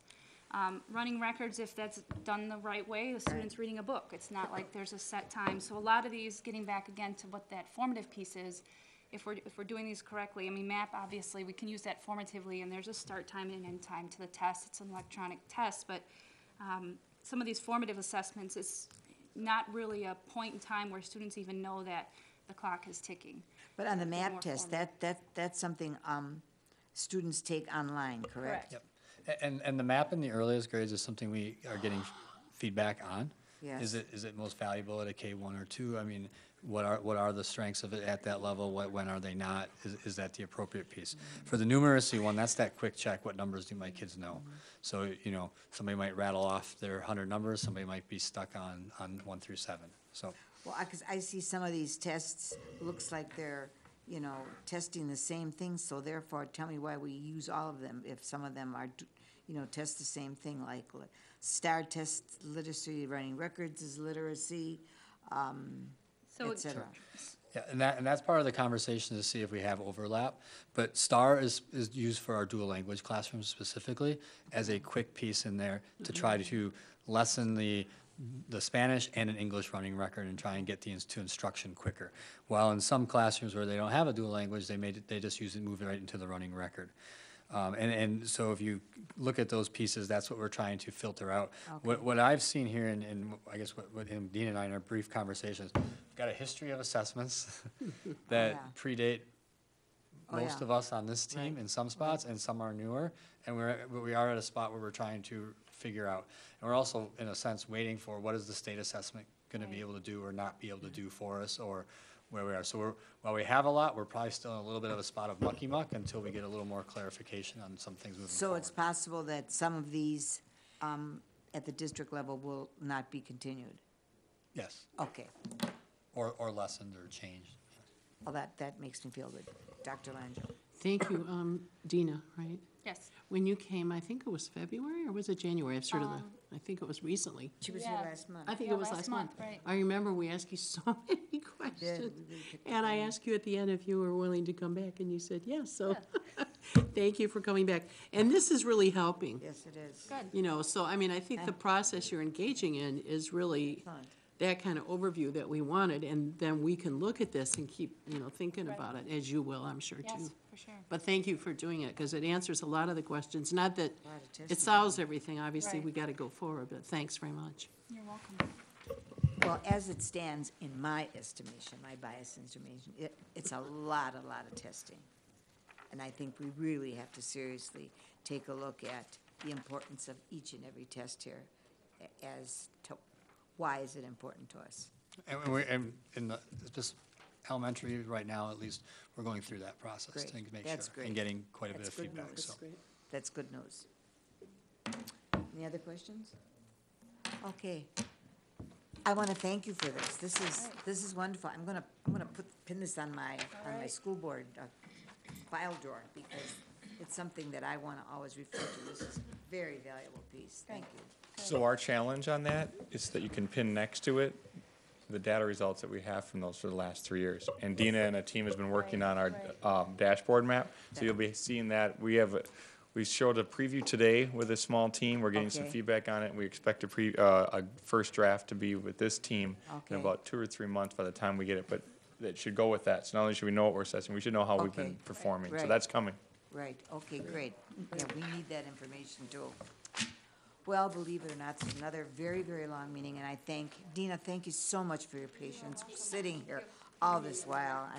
And I really appreciate the time each and every one of the committee members invested in tonight's meeting. And Ryan, thank you for the great preparation of the agenda, and thank you, Mary Jo, for all you did.